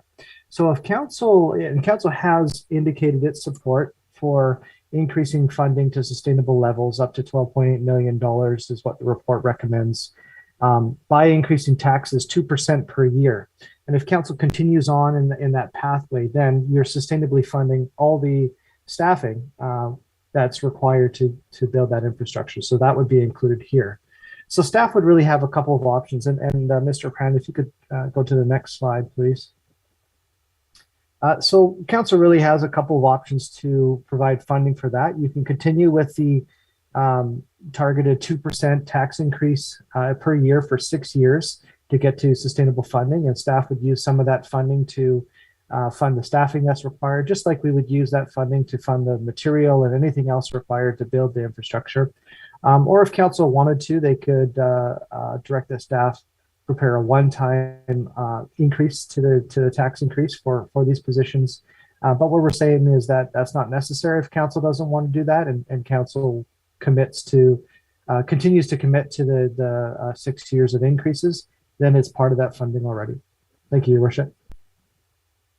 Thank you, Mr. Payne. And as I go back to Mr. Haran, I just want to remind any members of the public who wish to address council on this item. This is item number 9.3 on the agenda. You can call into the 1855 number that's in the agenda package. Enter the meeting ID and passcode, and then hit *9. That is *9, not #9, *9 to raise your hand. I think we'll be getting to the point where we will have some opportunity for public input soon. So please raise your hand at this point, and we'll get to you at that point in the meeting. Thank you. Go back to you, Mr. Haran. Yes, thank you, Your Worship. So this next slide is really just a bullet point summary of one of the attachments in the report, and the attachment in the report was I wouldn't quite call it a risk register, but maybe it's a first draft of a risk register for the capital program.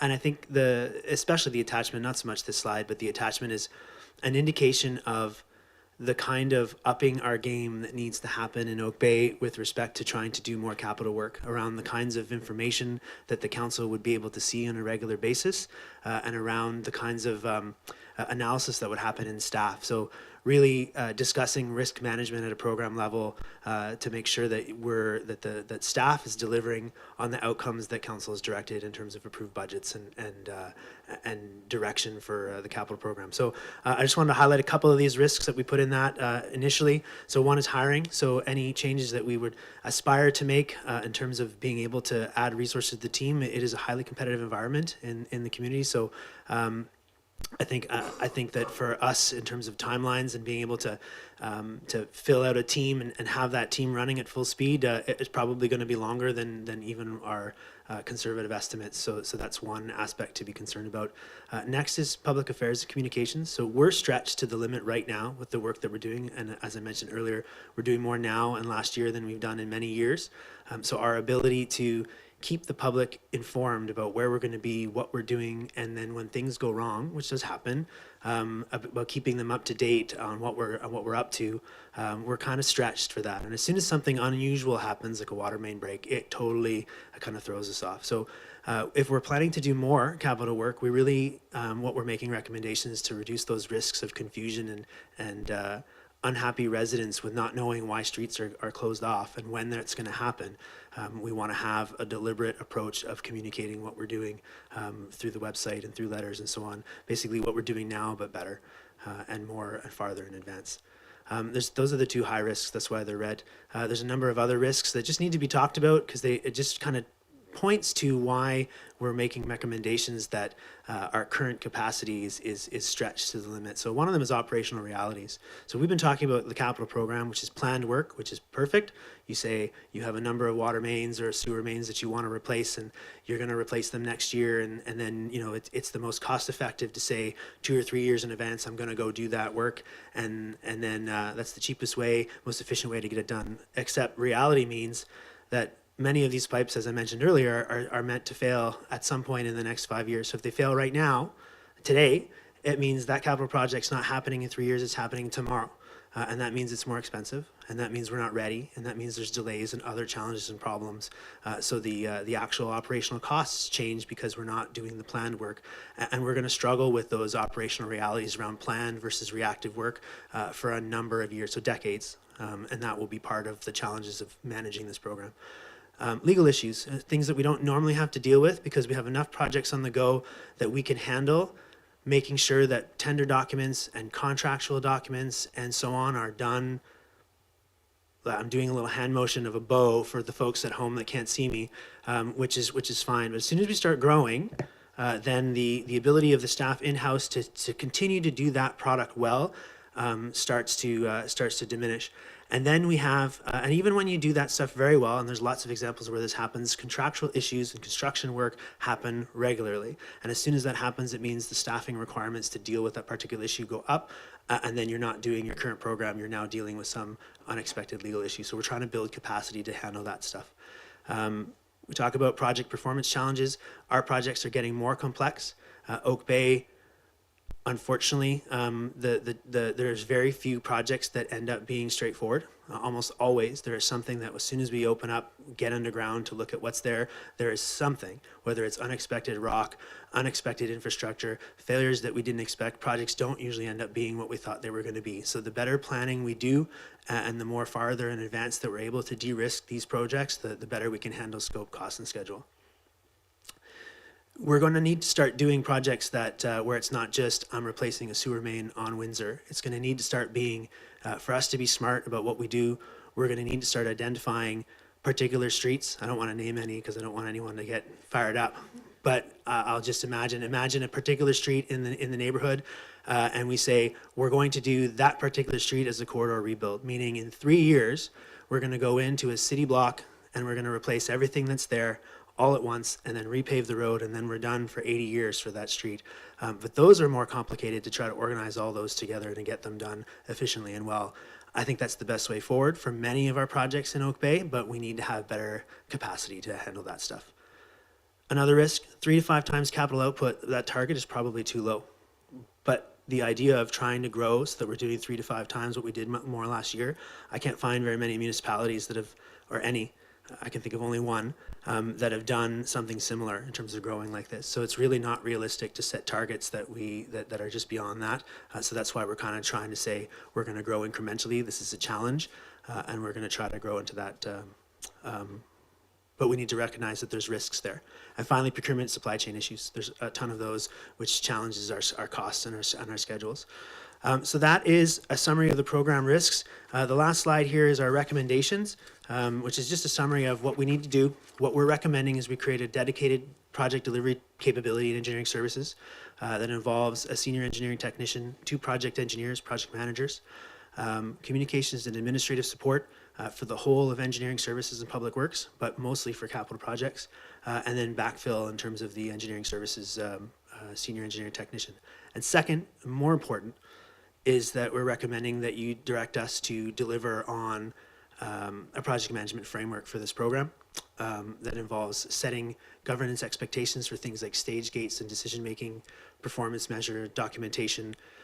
How do we select projects? How do we prioritize these? And bringing them back to you so that you can say, we like that, or no, we want you to do something different, and have you adopt that as, yes, that's how we're going to govern this expanding program. So that's the presentation. The next slide, just because I want to show off the pictures, will be questions, and then I'll stop screen sharing in a moment here. Thank you very much, Mr. Ryan. I'm sure there's no questions, so we'll go ahead, Councillor Day, and then Councillor Braithwaite, and Councillor Green. Through you, Mayor, thank you very much, Mr. Horan. That's a very thorough, for me, I found it a very compelling case. It was logical what you presented, and it makes a great deal of sense. It's a complex kind of analysis that you've done for us here, but yeah, something really very much needed. I just have a couple questions, actually. One of them is, you referred to it somewhat in your report, but where would these new staff be housed in the municipality? Mr. Horan? I mean, yeah, has that been thought through? Or? So at the moment, we do have desk space available for some of this team.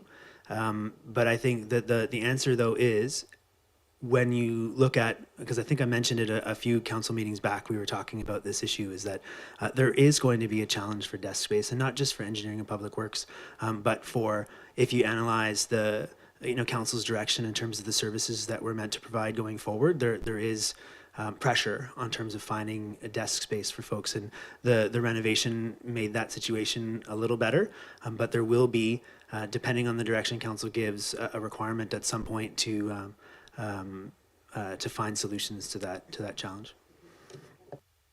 One other quick question, if I may, Mr. Mayor, through you.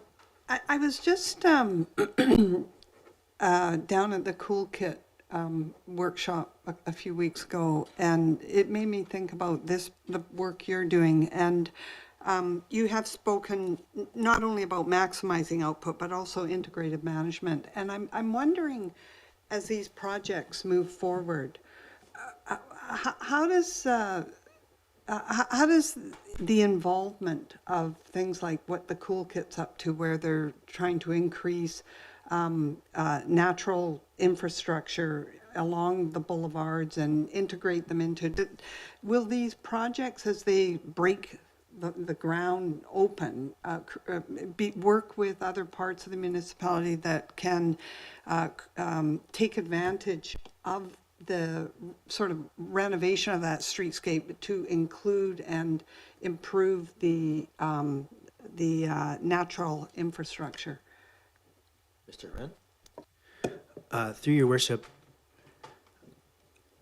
I think a lot about those questions, and I think the reason is whether it's the Cool Kit or ideas like the Cool Kit that come directly to us about what could happen in capital projects. And I worry because there are aspirations about what we could do in the district for these kinds of things. So for example, if we're going to be doing a sewer main replacement on a street, so this is happening right now, say, where residents are saying, oh, well, when you finish, can you do all these wonderful things instead of just paving back the trench? And the answer is I'd love to. But right now, we are funded for just the cost of doing that sewer replacement in terms of putting the trench back, and that's it. So what to do about that? Well, the answer is that we have articulated some needs, and council has directed us to go, sort out asset management, get a good picture of what the future holds in terms of infrastructure, sustainable service delivery, and then start figuring out how to get on top of it. If we do that, and if we do that well in the next 2, 3, 5, I'm not sure what the time frame is, then the ideas of these being able to have the capacity and the ability to do some of these wonderful other projects on top would be possible. Like they could happen. But I think if we continue to struggle with trying to deliver the program that we have in front of us right now, we just don't have the capacity to really spend a lot of time and effort on things that aren't just straight up water main replacements, for example. Because as I mentioned at the Cool Kit session this weekend, the district really can't spend a lot of time worrying about street trees if we're not delivering clean water to people's houses. And if we're not able to reliably take sewage away from people's houses and send it off to the treatment plant because we have backups and failed sewer mains, we're just not going to be able to spend enough time doing some of the other things that the community really wants us to do. So this is part of our recommendation about how do we get good at the stuff that's our core responsibility, and then that gives us the capacity, hopefully in the future, to do some of those extra things that would also make the community more livable and sustainable going forward. I just, through you, Mayor, just in comment to your comments, Mr. Horan, is I just would, I really get the point about capacity. And I think what I'm getting at, I mean, obviously there are logistical budgetary implications, but I'm kind of thinking about, it's a mindset about thinking holistically when these projects come up. And I do really appreciate capacity and logistical issues, but I would hope in future that as these opportunities arise where these reconstructions happen, that we could really take advantage of those projects and figure out how to put budgets together and develop capacity for your team so that everything could be done in a way rather than a patchwork of work throughout the community. So thank you very much for that. Thank you very much, Councillor Ney. I have Councillor Braithwaite, Green, Patterson, and Appleton and Van Zilka. Thank you, Mayor. So, Mr. Horan, it sounds to me like you have a lot of job security coming up because that's a lot of work over the next 15 years, as you've laid out. I mean, for me, I sit here and I look at the work that's been done over the past few years, and I feel really proud. So I'm hoping that the staff feels really proud as well for what they've been able to accomplish.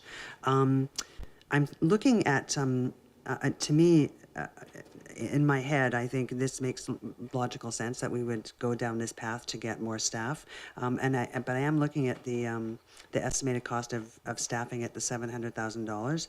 But from what I understand, that what Mr. Payne said is that all of those unit rates include the staffing expectations. So my question would be, does that include the staffing expectations for full-time staff hired into the municipality, and would that include their salary, their benefits, etc.?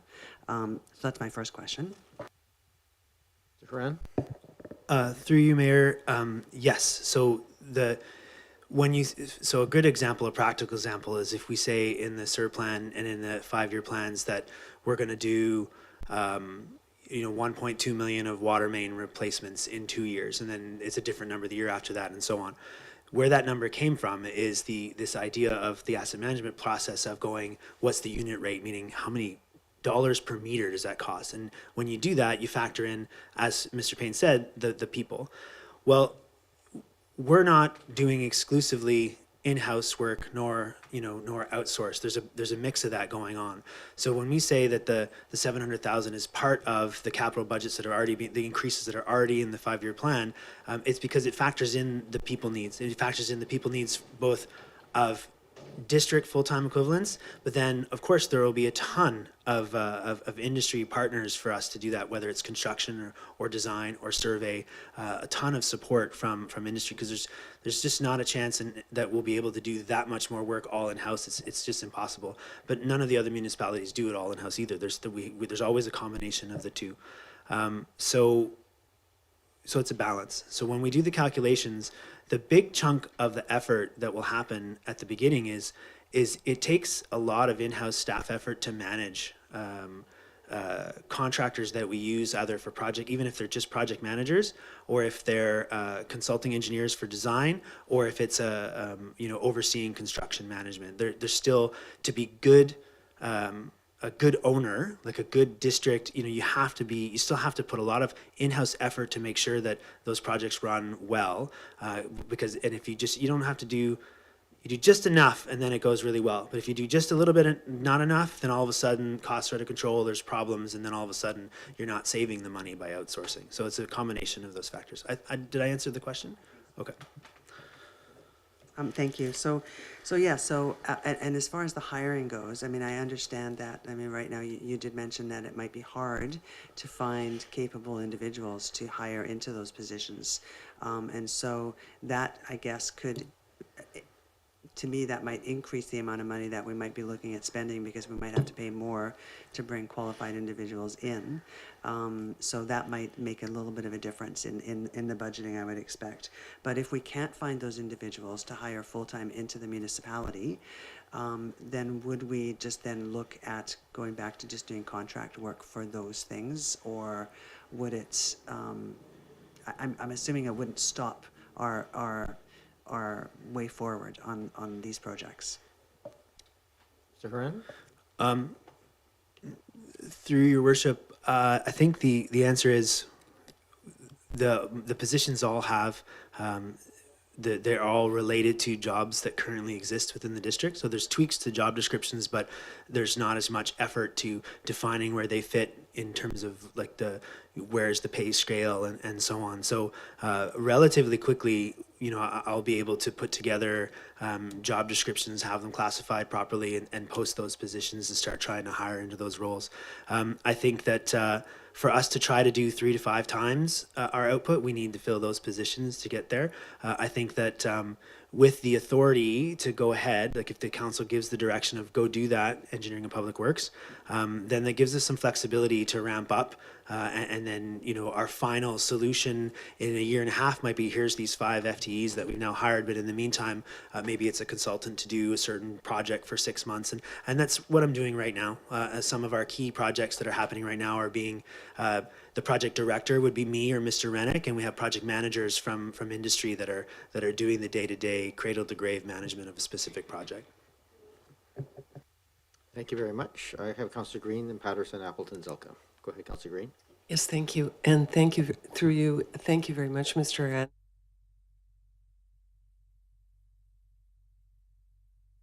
infrastructure. And understandably, taxpayers in Oak Bay are very concerned about these issues, also concerned about the implications for taxes going forward. So these are all important issues, and this is our biggest critical risk area, I believe, in Oak Bay. So I really appreciate the fulsome information you've given. Just a couple of questions. One was on the communications PR person, and I'm just asking the obvious question. Ms. Goodgrove, through you, Ms. Goodgrove is currently our communications person, but I'm assuming you're asking for someone else in addition to Ms. Goodgrove, and that her capacity is probably overwhelmed as well. Mr. Haran? And I'm just leery about getting too far into the individual specific people, but I think this is a good comment in terms of the communications as a whole for the district. Go ahead, Mr. Haran. I think the best way to answer that question is we were much more specific about the solution for the project engineer positions and for the senior engineering techs, because those are specific skill sets that are clearly what we need there. And then when it comes to the administrative support / communication support, that's deliberately wanting to be clear about what we're meaning to do there. But there are still some discussions that I need to have with the chief administrative officer about specific job description and so on, about how we're going to solve that particular service issue. But I can say that since the addition of Ms. Goodgrove to our team, we've been able to, there's no way we would have been able to do the last 2 or 3 years of infrastructure renewal without her support as well, because we wouldn't have been able to communicate effectively at all about what we're doing, and especially when there's an emergency. So having similar support to that along those veins, plus the administrative side, because it's not just about communications, it's also about there's a administrative support to this additional work that has to happen in my department. So it's a combination of those two roles, the specifics to be determined a little bit later, depending on your direction. Thank you, and just one more question through you.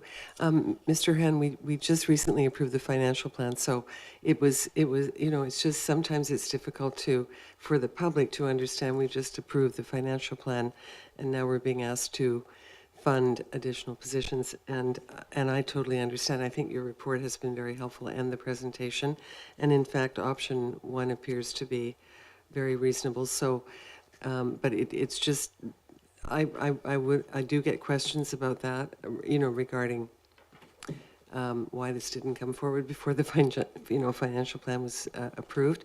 So that through you, if you're comfortable answering, just the timing would be helpful for some of our residents who have approached me. So thank you. Thank you, Councillor Green. Go ahead, Mr. Haran. Yes, Your Worship. I think the right answer, the best answer, if I could have had to knock my heels together and make whatever I would like to have happen work-wise have happen, I would have been able to deliver this exact report at the same time as the SIR plan came in last September. So this is one of those challenges in Oak Bay in the last 6 years since I've been here, which is whenever we make an incremental improvement somewhere or a big improvement in some way, it immediately exposes the weaknesses that we have left behind. And so it's an uncomfortable position for staff to be in, because we make a big change and say some reporting structure that we've made, but it highlights the things that we haven't done yet. So this is one of those times where, Council, you directed me to do this report in Q1 of this year. So your direction was to have it done before the financial plan, and I had signed up to, yes, I can do that, but then operational realities popped up and I just could not finish it in time. And I really appreciate that. I appreciate your honesty as well. I think it's just one of the mysteries of this kind of work, and I thank you for that answer. Thank you, Councillor Green. I think maybe to Mr. Haran or to Mr. Paines for clarification, the financial plan as we have it, as laid out in the 5-year period, we have built in 2% increases as part of our capital. This would be wrapped into that. So there's no change in the financial plan attached to the recommendations here. Those pieces are built in. I just perhaps, yeah, just for the public's clarification, I think that needs, so, okay, not getting any staff standing up and saying, no, you're totally wrong. We'll move forward. Go ahead, Councillor Patterson, then Appleton, the Zelka. Yes, thank you, Mayor. Just to follow up on the comment you just made, could you, I'm just wondering if perhaps Mr. Payne could confirm that the cost not only of the the salaries, benefits, and retirement funding for the employees is covered, but also there is an allowance in there then for the space requirements and the facilities, the FF&E, to go with the bodies that are projected. Thank you, Councillor Patterson. Mr. Payne? Yes, Your Worship. There is, I put a contingency in the estimates, approximately around $50,000. And incidentally, you know, I mean, we've looked at what are some potential solutions around housing additional employees. It just so happens to be that we're hiring these employees at a time when we're reaching capacity in City Hall. And that would, we think, be covered by that contingency. So it would include that. But right now, it's just classified as contingency. Mr. Payne, go ahead, Councillor Patterson. Okay, thank you. So there was an allocation for that in the budget, although it wasn't planned yet for the budget. Anyways, I'll leave that. I do appreciate Director Haran that, you know, it's a very difficult position for you. You really have my sympathy, because it's in this municipality we're in a bit of a conundrum. In many municipalities, when the capital investment goes up, the operational budget goes down. They're kind of inversely proportional, so it's a little bit of a seesaw. But because the operational budget was also underfunded in this community, we really kind of get a double whammy here with it, because we're getting the capital, and with breakdowns we'll have a rising operational budget.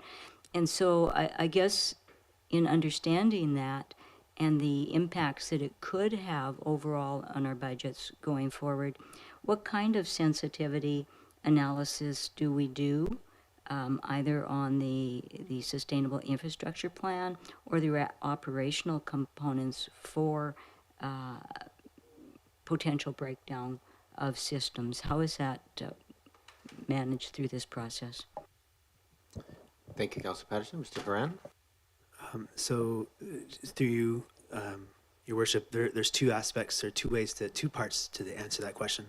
The first one is, we are going to do, we're aiming at early next year to start a service level review. And what does that mean? It means we have a strong experiential understanding that we're underperforming our maintenance, but we don't have evidence to show you that that's true. So there's no way for me to come to the council table and say, here's how many people are required, and here's what we're doing, and we're the most efficient possible. The way that we have been able to do, the way I did tonight about the capital side.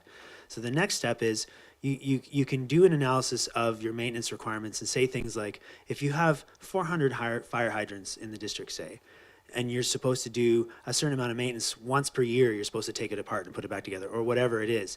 There are industry standards about what maintenance you're supposed to do for those kinds of things: pipe flushing, hydrant maintenance, water main flushing, valve turning, all those things. If you go through all of that and figure out how many resources do you need to make the minimum recommended standard of, say, a quarter of your sewers flushed per year is a good number to choose, for example, and compare that to our team, that will give you the answer of, is there a gap, and how much is that gap? And then we can do some analysis to say, are we an efficient team? So is the gap existing because we're not very good at what we do, or actually are we doing really well? And so now that the answer is to add FTEs or equipment or whatever it is. So what I need to do is come back to you with those kinds of answers around the operational side, and that I'll be able to give you a good number of what the impact is likely to be to the operations side. And then a recommendation of how long to make that change, whether it should happen all at once or gradually over a number of years, and what are the risks in terms of not making those changes. I don't have a whole lot of information that can be backed up with evidence at this stage to present, unfortunately. So I have to do the work to come back to you with better. So that's the first part of the question, and I don't recall the second part. Sorry. Go ahead, Councillor Patterson. Yeah, thank you for that information. And so I guess then that could then increase the budgets by an as yet undetermined amount. But that goes into the second part of my question, was what kind of sensitivity analysis are we doing on the sustainable infrastructure budget or the financial plan that we do that takes into consideration a number of factors, including what's going on in the marketplace, to understand that what we are funding will in fact be able to give us the buying power to accomplish what we want to do. Mr. Huron? Through your worship, those are goals that I think the municipality should strive for, to be able to provide that kind of information. And if you were to ask 7, 8 years ago, 4 or 5 years ago, we were just not capable of doing that or seeing a path forward. Now, as part of our recommendations, I don't want to make a prediction of how far in the future it will take before we get there, but I can see that getting to that point. And part of that project management framework is around creating some discipline around our planning, collecting the data about how we're doing, and being able to over time, it might be 10 years, but at least we're more professional about how we see the work that we're supposed to do, how did we do against that plan, and then make adjustments in how we're doing year to year and reporting out to council on those things, so that as a governing body you can be comfortable about whether or not we're doing things efficiently and good value for money and those kinds of things. But the other part of it is, one thing that we haven't really talked about, we've talked about it at council meetings and various scenarios, but we haven't done a deep dive, which we're going to do as part of the service level review. Is all of this assumes that we're sustaining our current level of service for these infrastructure areas. So a couple of years back, I came to you to talk about some issues around resources and talked about if we want our infrastructure to look the way it looks right now in terms of how it's performing, we need to increase staff and resources to keep the current level of service. We have to grow and get better so that things don't get worse. We can't keep status quo without getting better. So that's the target that we're currently still aiming for, sustain our current levels of service. In other words, we have a certain amount of water main breaks per year, which are not unusual, and actually the performance is actually quite good. I have a feeling that number is going to get worse in the next few years, and there's not a whole lot to be done about that. But for now, it's okay. We don't have boil water advisors, which is great. That's part of our level of service. We want to keep that happening. So the recommendations we're making is around keeping those things to be true. So for water, and there's other kinds of measures you would use for sewer and storm.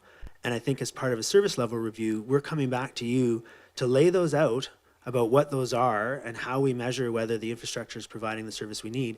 Because it's also possible that council, instead of increasing budgets for operations and maintenance or capital, you may decide in some areas to lower the level of service and say, we want to do less maintenance in that area because we're okay with the outcomes of what that means. So there are options for council to choose what the levels of service should be going forward. But we haven't brought you that information yet to make that kind of decision. And that's what we're trying to build to in the next year or so. Hey, Councilor Patterson? Yes, thank you for that information. The report also talks about, on page 21 of the workforce plan, I guess it defines large capital projects as 1 million or greater. We would have embedded additional, probably outsourced people on those projects. And I guess really $1 million in infrastructure projects to many large contracting firms is a relatively small scale project. It's not large. So will aiming for that kind of a target actually get us the ability to attract outside resources when we need to handle it?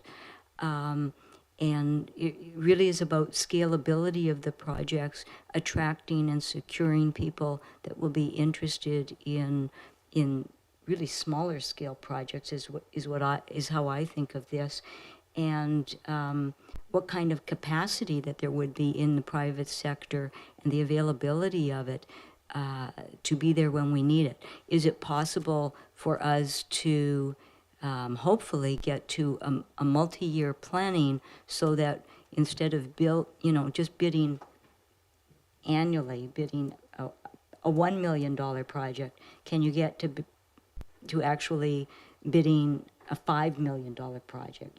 I think you understand what I mean. It's getting to the scalability where you can secure and attract interest from the private sector when you need it. Thank you, Mr. Haran. Yes, thank you, Your Worship. Councillor Patterson, that's exactly what we're shooting for. We're looking at trying to put together, for example, whether it's just in terms of design, have a design packages, so multiple projects for contractors to bid on, and then for construction as well, when you go out to and say, here's a package of $3 million worth of projects to be done between June and September of 2024. And we tender that now, say, if we were ready. And then that drives prices down, because then those contractors can come from Alberta or British Columbia, from the mainland. They have to pay, we pay for their mobilization, demobilization costs. So in the past, we've had relatively inexpensive contracts that we've delivered here in the district, but they were because those contractors were already in town doing other work and they could just jump right on our project. So we would definitely be able to set up our procurement for those things to drive costs down, and that's definitely what we want to do. I'm going to tweak the workforce plan, how it's written, because what I was trying to say with that first sentence in terms of the workforce plan assumes that large capital projects, 1 million or greater, will have dedicated project teams, is I was trying to make the point that for projects that are bigger than that, they take enough effort by themselves that it would take a whole staff member in my team to just work on that project. So it's just an indicator of when projects get a certain size, we can decide to manage them directly ourselves, but then it involves a certain kind of commitment and then not able to do any other work. So for sure, we need a dedicated project team as opposed to one right now, which is also doing operating and dealing with customers at the front desk and so on. So we're just trying to show that there's a certain size of project where efficiencies are created if you can organize them for bigger output, as you suggest. Thank you, Mr. Haran. And I'm just going to have a reminder, we have a little less than an hour left in the meeting, so we'll just try and keep our questions and our answers reasonably concise, and we'll get through this all. Go ahead, Councillor Patterson. Thank you. And in terms then of scalability, if I look at the reserve funding that we are putting aside and we build up scalability to attract the private sector, are we then looking at securing debt funding in order to be able to also meet that? Because it's not necessary that we will have the amount of reserve funds built up if we're also trying to scale up the capacity. Might give that to Mr. Payne in terms of the expectations. Mr. Haran, do you want to answer? Do you want me to give it to Mr. Payne? I'll try, and if Mr. Payne doesn't like my answer, he can just jump right in. Or if I say something completely wrong. I think we're at a tipping point right now in the district of what we've been what council's directed us to do, what we're able to deliver. And part of that is reporting out, and part of that is longer term planning on what the capital program looks like. So without the direction that we're seeking tonight, if the direction was engineering and public works, keep doing what you did last year, and the community's happy with that, well then there wouldn't be this drive to have these governance discussions about longer term funding issues and so on. But so far, all the indications from the council is that that's the direction we're heading in terms of an expanded capital program. We're making the recommendations tonight about how to deliver that. And part of that program management, project management framework is around bringing discussions to council about questions just like that, where we don't have the capacity to do that now, but I think we need to grow into that so that on a regular basis, the council is seeing what's the capital program really look like, how are we measuring, how are we funding it, where does the borrowing come in, which projects are being selected or not, and how are those ones being funded. And at the moment, we're just not ramped up enough that that's required, but I can certainly see, we could have started that last year, but weren't resourced to do it. So we kind of are in a catch-up mode. But I think that's where we're headed, especially if the direction, depending on the direction you give us. Sure, and I think it's worth pointing out as well that the Sustainable Infrastructure Replacement Plan, in its projection, certainly anticipates borrowing, but the exact year of that is unknown at this point. Go ahead, Councillor Patterson.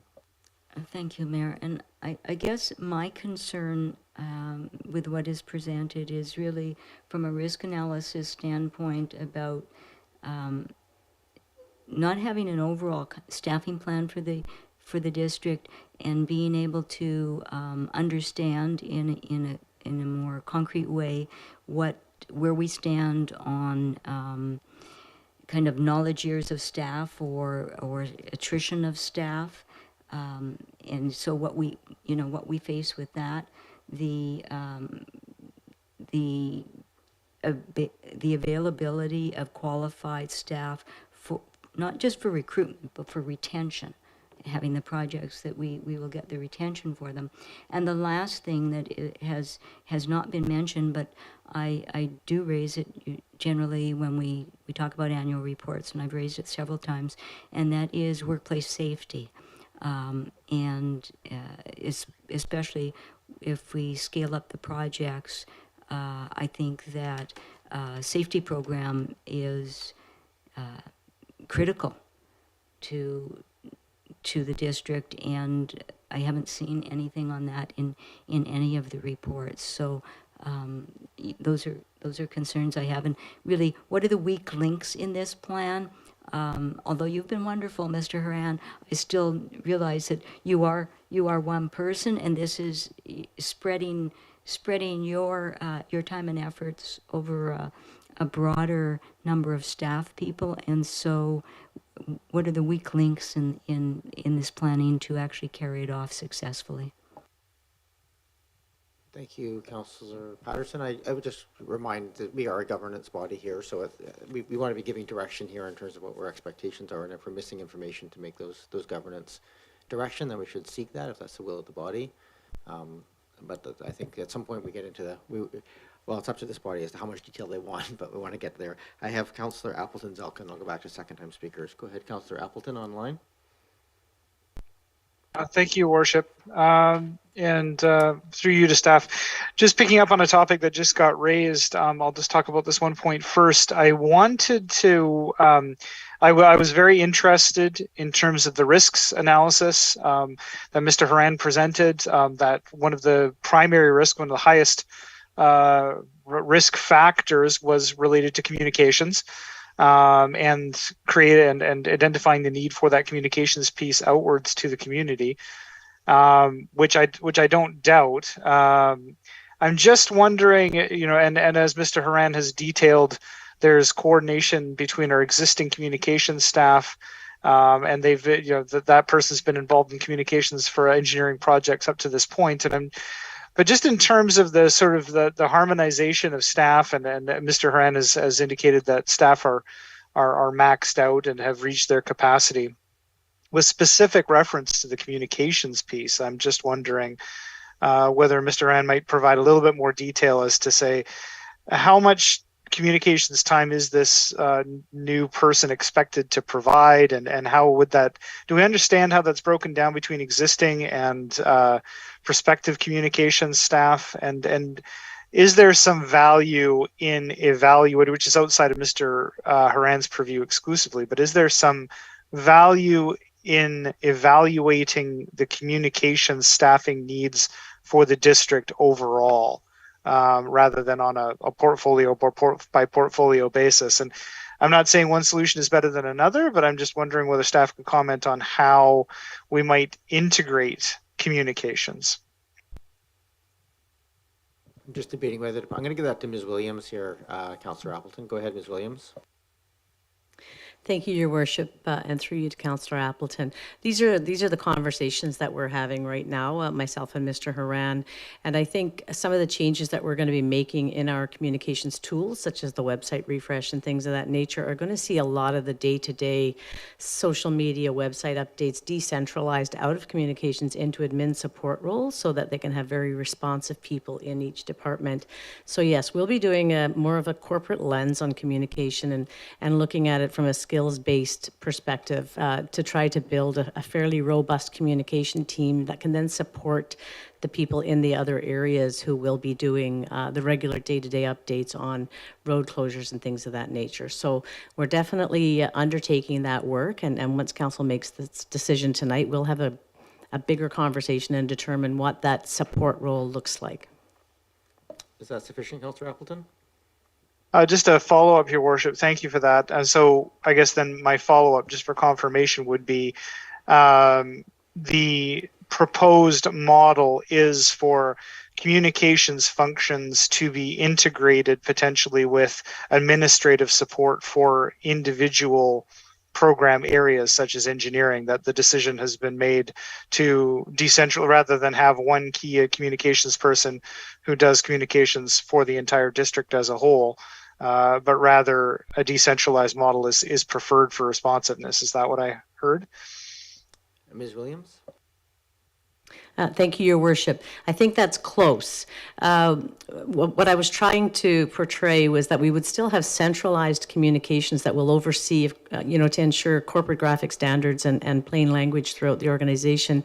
So we'd have centralized communication that oversees the admin support roles in the organization, who would be empowered to do regular Facebook updates, regular website updates, maintain project pages from an admin support capacity.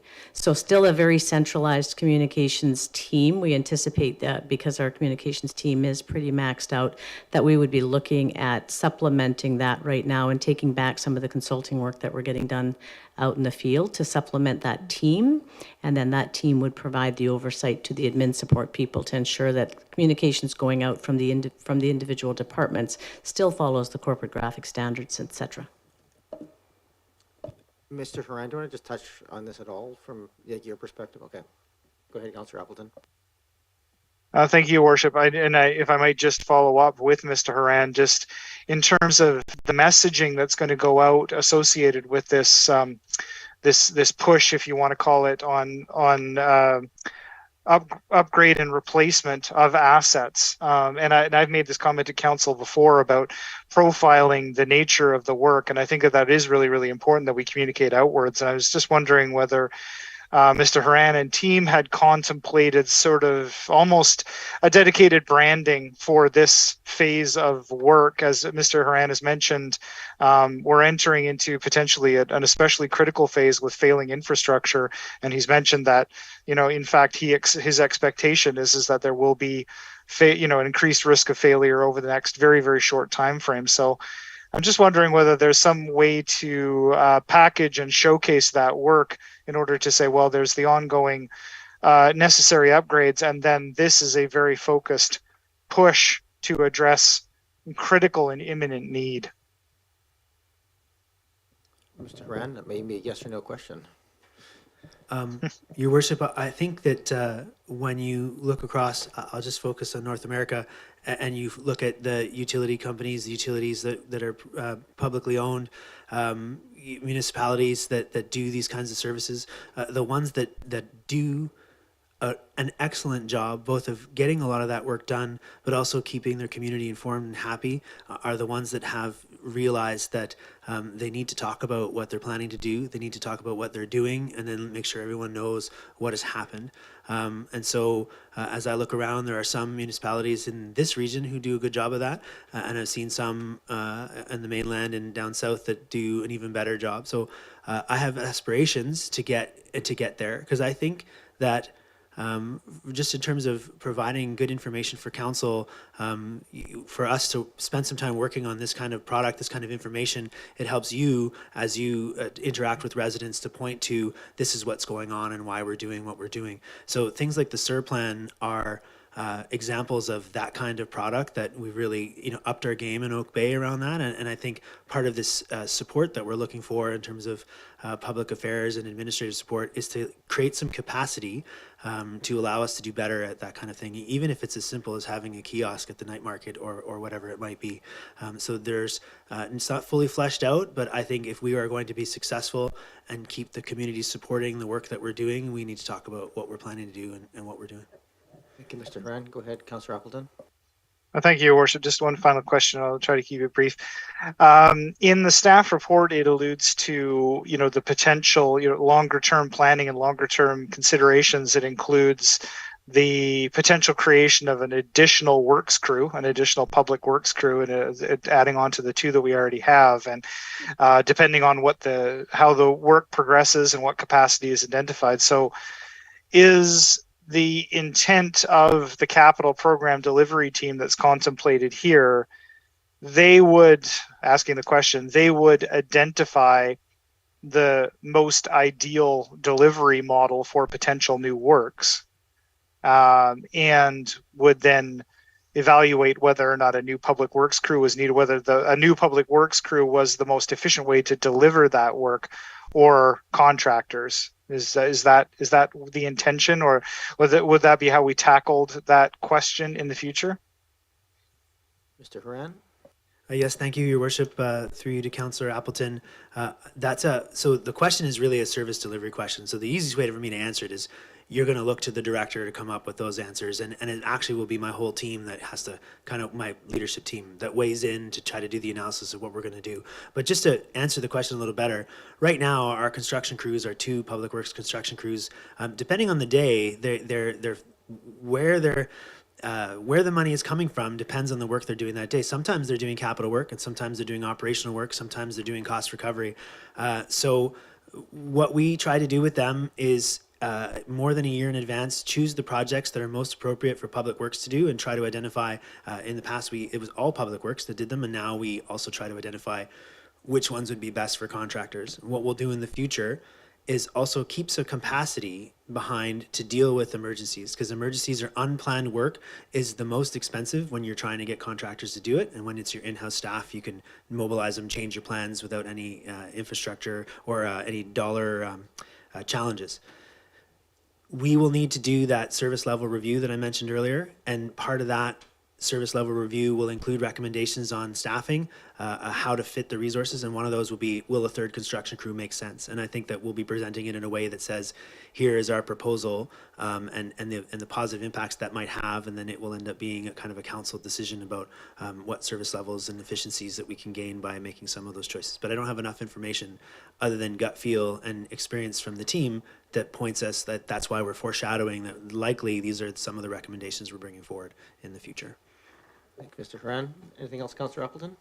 No, thank you, Your Worship. Okay, go ahead, Councillor Zelka. Thank you so much, Chair. And at the appropriate time, 10 o'clock or before, I will gladly propose, or 9 o'clock, we'll gladly propose another hour. We do need to spend enough time on this since it's a fair amount of money. So I'll get to my questions as quickly as possible. I believe the public still needs to weigh in.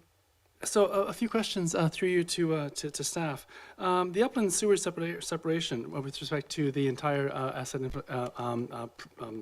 sustainable infrastructure project going forward over the next 10 to 15 years, what percentage of the whole would you estimate just upland sewer separation would be, assuming of course we get access to the monies and we can move forward? Mr. Haran? I'm sorry, Your Worship, through you to Councillor Zelka. Sorry, what percentage of the whole is just upland sewer separation?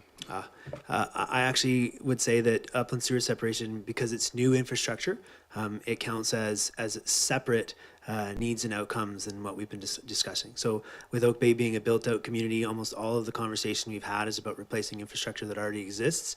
But we're talking about, in upland sewer separation, putting in 5 kilometers of new storm sewers. So that's new infrastructure. So that would be over and above the other commitments that and liabilities that council has in terms of infrastructure. Go ahead, Councillor Zelka.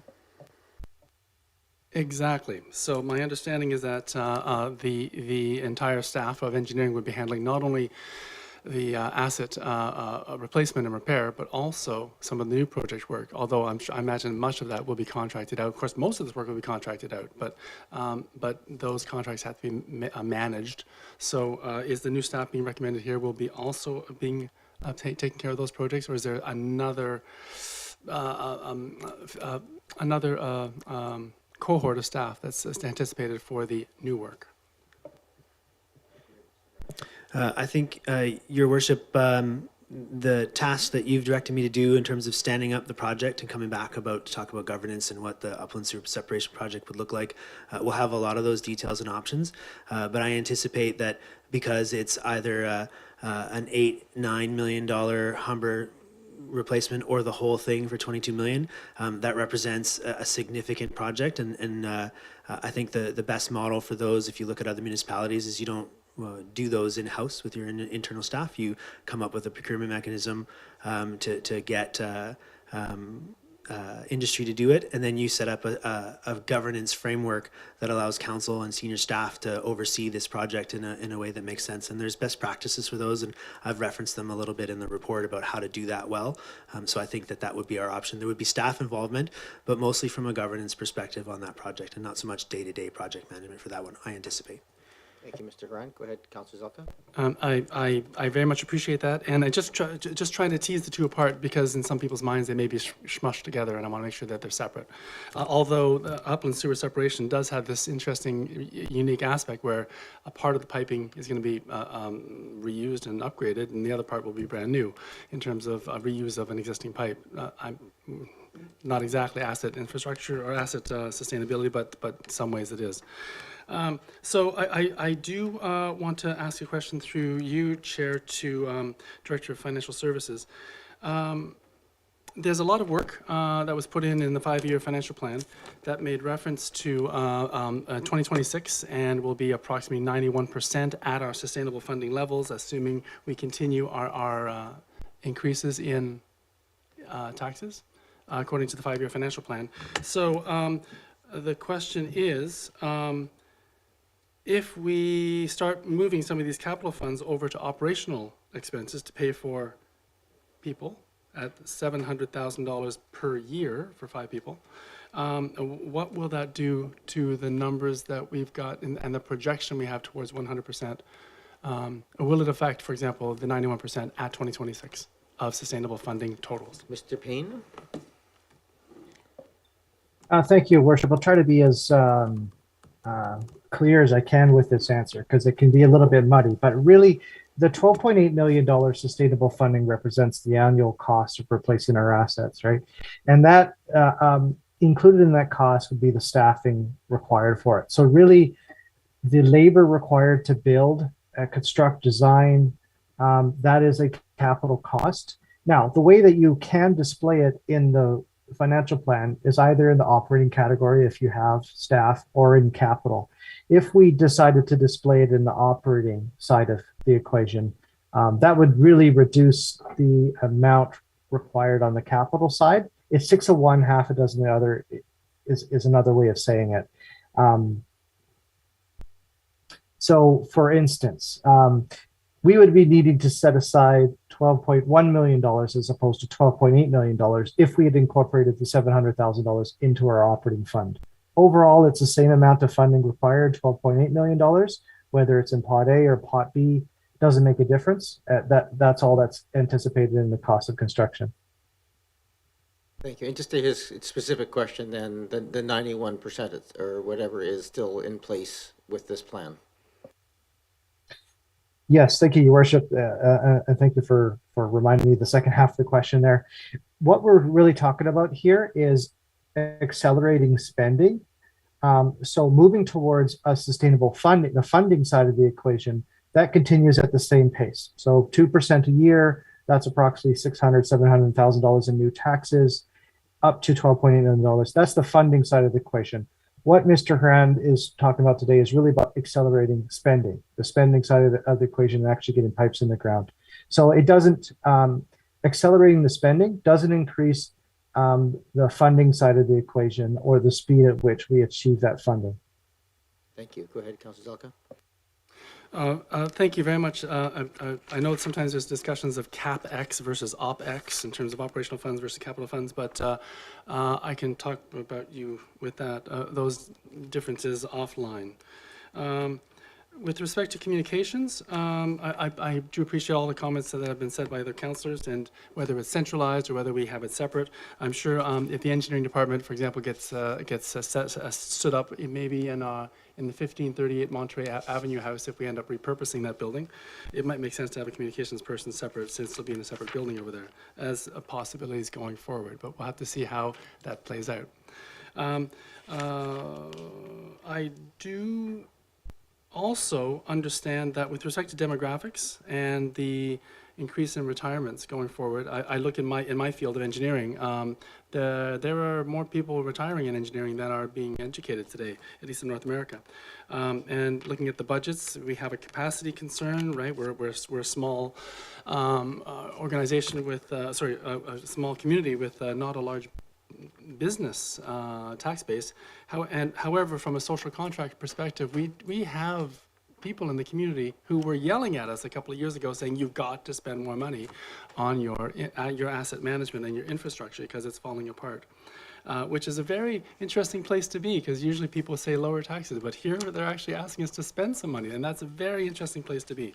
So we set up the policy, we got that in place. We then set up the money, we got that in place, and now we have the whole question of capacity with respect to staff, whether the staff has the capacity to actually spend that money. And I think with respect to demographics, as hard as it for me to consider increasing staff, since it is a $700,000 per year minimum, which is approximately 3% tax increase, if I get those numbers correct. But we're going to be having scheduled tax increases anyway. So hopefully it won't be a specific tax increase for these new staff members. I guess I just stop right there just to confirm from our Director of Financial Services. If we do take on 5 new engineering staff, will it force us to modify our tax increase schedule? I think we just answered that question, that it's built into the capital piece, but Mr. Payne, do you want to just confirm? Yes, Your Worship. There would be no need to have a separate increase. It would be included in the annual 2% increase to sustainable funding. Council could choose to do a separate increase, but that's not what's being recommended. Go ahead, Councillor Zelka. I very much appreciate the recommendation, and for that, I'm leaning much more towards the suggestion. And also because of the demographics change and the fact that supply chains are all messed up around the entire world, and engineers will be in even greater demand to rebuild supply chains here in North America, making it even more difficult if we delay this any longer. So let me then just do my last question having to do with project management. Your report goes into extensive use of the PMI, Project Management Institute's approaches to project management, which implies a top-down waterfall approach. And those of us from a technology perspective threw that approach out years ago because it is so top-heavy and so inefficient. However, from a governance local authority perspective, in terms of the way the council works, it may be required. I'm not quite sure, but you do make references to best practices from the Auditor General's perspective. So I do note that over in Europe, they use a Prince 2 approach, which is different than the PMI approach. It may be more efficient. I would hope that that in the process of coming up with a governance approach, that some ideas could be incorporated that would ideally be more efficient, because I hate waterfall personally, and although I do understand that it may be required, unfortunately, only because the legislation may require it. Those are I'll stop there. I very much appreciate the clarity of the presentation, and I understand the ask now. Thank you. Thank you for that. And I only have one question that hasn't been asked already that's relevant to this particular discussion, and that's just, I know just time on CADA and watching some of their larger capital projects, the importance of the development of the actual employment contract portion of these things, where you're delegating authority and responsibility down those pieces. So in this piece here, is there anything additional required to kind of manage that as we're ramping up those sort of the initial development of our standardized contract approaches and so forth? Is there any additional cost or anything anticipated in the team to just get those sort of basic, I'm sure there's other infrastructure pieces that we have to create as well? Mr. Haran? I don't think so. I think that this is where we benefit from having a lot of municipalities around us and on the mainland that are doing, that just happen to be bigger than us, so they're doing more just because they're bigger. And in the municipal infrastructure world, there's a lot of discussions about how to do this stuff well and how to do it right, and so we have regular professional meetings, whether it's the engineer side or the technician side or the construction industry. There's a lot out there about how to do this right. So I think this is one of those times where, because we're starting from scratch, I think that we can try to get good at this faster and try to avoid mistakes that some other places are trying to make. That's the aspiration. Okay. I think it's going to be very challenging though to do it well, but I don't anticipate. I think that what we need to do is pretty well defined. We just need the direction to get on and do it. Thank you, Mr. Haran. I appreciate that. We'll just add two quick comments, and just last call here for anybody from the public who does wish to address council on this matter. This is your last opportunity to raise your hand and call in and hit *9. Just two comments. One on the conversation of communications. This is, I think, going to make or break the success of our program, honestly. So, as Mr. Haranis, you alluded to, the notify people what's coming down the pipe, notify them when it's coming in 6 months, notify them when it's coming next week, give them all the updates, give them contacts so they can, if they have concerns, they can escalate. All those pieces will make, this is a big ask to the community to be putting up with that many kilometers of pipe replacement on an annual basis. A huge ask, and so I think if we're not managing the communications part of that as front and center, it'll just come back and bite the council and the staff very hard. So fully support that communications-led approach, and definitely support this moving forward. I think some of the legitimate concerns raised here around some of the specifics are exactly the kind of things that are coming back in the 2023 policies and procedures pieces as this is being fleshed out, and I think this is really, as a governance decision, are we willing to move this forward, and does that lean structure to start with make sense? And to my mind, it does, but I'll listen to any other discussions from council as well. Go ahead, Councillor Green. I'm just going to be really brief, and I'm happy to make the motion or someone else can, but, I think this is a really good example of, we said we would do something about it. We have been doing something about it regarding funding, and this council has made the most progress of any previous council, to my knowledge. But if we can't fulfill the capacity issue, we can have all the money in the bank that we want, but if we can't do the work, it just won't happen. I believe fundamentally that the community will be supportive about this, because it's something I hear about quite often, and we have fairly vocal people in the community who are very concerned about the future of our infrastructure, as I am. I think any of us who live in Oak Bay are concerned, and so if this enables you, Mr. Haran, through you, Mayor, sorry, to bring this about, and as you said, start to refine the work and do the work and deliver on the work, I think we would be really foolish not to support this report and its recommendation. Looking at, there's no indication I have from any members of the public who wish to address it, so I think a motion is in order and we can have discussion around the motion. I don't think there's anybody here registered. They're here to speak to this item now. I'll move receipt and make the staff recommendation. Let's deal with the receipt first. Okay, receipt. I'll move receipt. Moved and seconded. Any discussion on the receipt of the report? All those in favor? Any opposed? None opposed? I'll move option 1 as per the staff report. Okay, so those are the ones that's laid out in the piece. Okay, moved and seconded. So here we, as a chance for discussion. Is there any discussion on this thing? Go ahead, Councillor Zelka. Just a hypothetical. What would, if we, instead of 5 full-time employees, they were 5 contractors? Has that been considered, and if so, why was it rejected? Thanks, Councillor Zelka. Mr. Haran. Through your worship, that's a great question. Part of the challenge when we mentioned that we had reached capacity last year is that we're at capacity in terms of the hands-on work that we're doing managing our own projects and managing the suite of consultants. If you recall, I mentioned we had at one point 10 different design engineering problems or challenges going on at once. That's 10 different contractors. So that implies requests for proposals, contract management, and then interacting with these designers around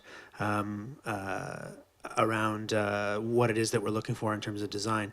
So there's only, whenever you have contractors, there's still a certain amount of work that has to be done by people who work directly for the district because of that whole, the relationship between consultant versus in-house. So this recommendation is directly around creating the capacity to add more consulting contracting support to do the work that's on the table. Thank you very much. And last question is, what if we changed it to 3 instead of 5? What would the net effect be, please? Full-time employees. Mr. Haran. Probably a difficult question to answer, but I'll give you a moment. I spent a lot of time trying to think about what the minimum number should be and what the recommended number should be. And I briefed earlier that that's not just me; it's also staff. And then we reached out to a number of key players in different areas to try to figure out are we right on these numbers. And so earlier I presented 5 as a lean suggestion and 8 as a likely one. But for other reasons, we recommended the 5. So I think the answer would be, without having to choose which of the 3 it would be from the 5 that are recommended, would be very difficult. So I just think we would go slower and we would make more mistakes, and then within 2 or 3 years we'd still not have caught up. And unfortunately, the recommendation that we're making is that the direction you've already given us is to move faster. So we're saying as a minimum, this is the best way that we move forward. So by all means, we can, if we have less, then we will do our best. But we will not meet our targets if we have less than the 5. Mr. Grant? Thank you, Chair, for allowing me to ask these due diligence questions. Appreciate it. Thank you, Councillor Zelka. Go ahead, Councillor Patterson. Thank you, Mayor. And the one question I will bring back really to the council table is the one that I have asked about all of this, not so much about Mr. Horan's report, but we have never at the council table had a discussion as to taxes collected and versus public spending, and is it fair? Is it reasonably apportioned, and is it transparent? So we have one model of how we are charging these projects back to the taxpayers, but we haven't looked at any alternative models of how to do it and how to allocate those costs back. Perhaps, I don't know, on a street-by-street basis or lot frontage the way they do in other communities. We haven't even not looked at that at the council table. And I think that as this ramps up and costs go up, and some people are getting streets and sidewalks replaced and others are waiting a decade or more, I think that question is something that we need to bring back to the council table. Thank you, Councillor Patterson. It's certainly a logical follow-on at some point for the council to consider. Is there a discussion on this, on the motion that's on the floor? I don't see any. I'll call the question at this point. All those in favor? And any opposed? None opposed? That carries. Mr. Horan, I think we just put a lot of weight on your plate in terms of the amount of work. Thank you for your time tonight as well, just answering all the questions. This is a big step in terms of, as you laid out, the funding, the implementation, those pieces. So thank you very much to you and your team for putting this together and for bringing this. So good luck as we move forward, and we look forward to the report back. We now have a couple of more procedural pieces here under 9.4, and I want to make sure I've got the amended agenda correct here on my sheet. So give me a second. This is this is Board of Variance. So we just have a very simple appointment. I think we just need a motion to a motion to receive, and then a motion to move and second for receipt. This is 9.4. All those in favor? Oh, sorry. No. Go ahead, Councillor. Appears to be open to public input. Yeah, the motion to receive. I'm not. Oh, okay, sorry. It's fine. So, moved and seconded. Any discussion on the motion to receive? Seeing none. We have nobody registered to speak to this item of the appointment for the secretary at the Board of Variance. Ms. Morden, did you want to add anything to this, to the report that's in front of us?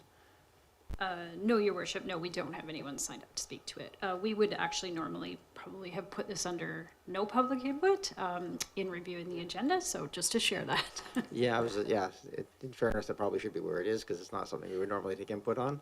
But it's here under that section. So there's no hands being raised by the public on this one. So I'm happy to take the motion. It's laid out here. Go ahead, Councillor Zelka. Since it's here with public input and the report has the IAP2 framework engagement piece in it, none of the items are selected, which I believe is indicating that it's not really normally having public input. Or was that just forgotten? I wasn't sure. No, I think it's because it doesn't have public input. Thank you. I'm not seeing any other questions, so can I have a motion to, go ahead, Councillor Green? I'll move the staff recommendation. Moved and seconded. Thank you very much. Any other discussion on this matter? Not seeing any. All those in favor? Any opposed? None opposed. Hopefully, hopefully there will be the Director of Building and Planning will be expecting this appointment before he arrives. Moving on to section number 10 under bylaws and permits. We have upland siting and design. We do have the applicant here with us. So I may give this over to, is it Mr. Weber? That's, I believe, here tonight to give a quick overview of the application. Welcome, Mr. Weber. Yes, thank you, Your Worship. The District of Oak Bay is in receipt of an upland site and design application to construct a new single-family home on the property located at 2777 Dover Road. The subject property is located on the southwest side of Dover Road between Devon Road and Nottingham Road, is approximately 927 meters squared in area, surrounded by single-family homes on all sides, and has an RS2 one-family residential use zoning designation and Uplands OCP designation. The applicant is proposing to construct a new two-story single-family home with a basement with approximately 523 meters squared of floor area, construct a new accessory building in the rear yard to be utilized as a gazebo with approximately 19 meters squared of floor area, construct a new accessory building in the rear yard to be used as a storage shed with approximately 9 meters squared of floor area, and install new landscaping throughout the property. No variances are being requested as part of the proposal. 3 of the 5 bylaw protected trees on the property are proposed to be removed and a total of 9 new trees planted, resulting in an estimated 64% canopy coverage, exceeding the 45% canopy coverage target for the zone required by the tree protection bylaw. All trees proposed for removal are located on top of a hydro right-of-way on which they are not permitted to be planted. Staff have reviewed the proposal with applicable district bylaws, the Upland Society guidelines, as well as applicable policies within the official community plan and determine that it conforms. Based on the results of this review, staff recommend that the subject Upland siting design application be approved. The application was further reviewed at the June 7th, 2022 Advisory Design Panel meeting, and panel members generally expressed support for the proposal, but encouraged the inclusion of sustainable building practices on site, such as on-site stormwater management and adequate perimeter drainage. Panel members discussed the roof elements and suggested the design could be simplified, and it was further suggested that additional landscape screening could be planted to mitigate the massing of the garage doors. Panel members recommended that the subject application be approved with the design considerations that the roof, form, and materials be simplified and that improvements be made to on-site stormwater management. The applicant has spoken to some of these items in his revised design rationale letter and is also prepared to speak to them tonight. Staff are requesting council direction on this application, and the applicant, Cole Schuker, and project designer Robert Blaney are in attendance this evening, along with myself, to answer any questions council may have. Thank you. Thank you very much, Mr. Weber. Is there any questions? Go ahead. I have Councillor Zelka. Thank you so much, Chair. Through you to staff. I'd like to understand a bit more of this hydro right-of-way and why trees are not allowed on it and how that affects the tree coverage on the property, please. Mr. Weber?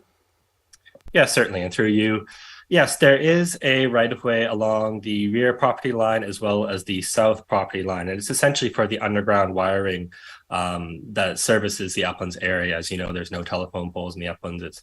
It's pretty much strictly underground wiring. So these services run underneath those portions of the property.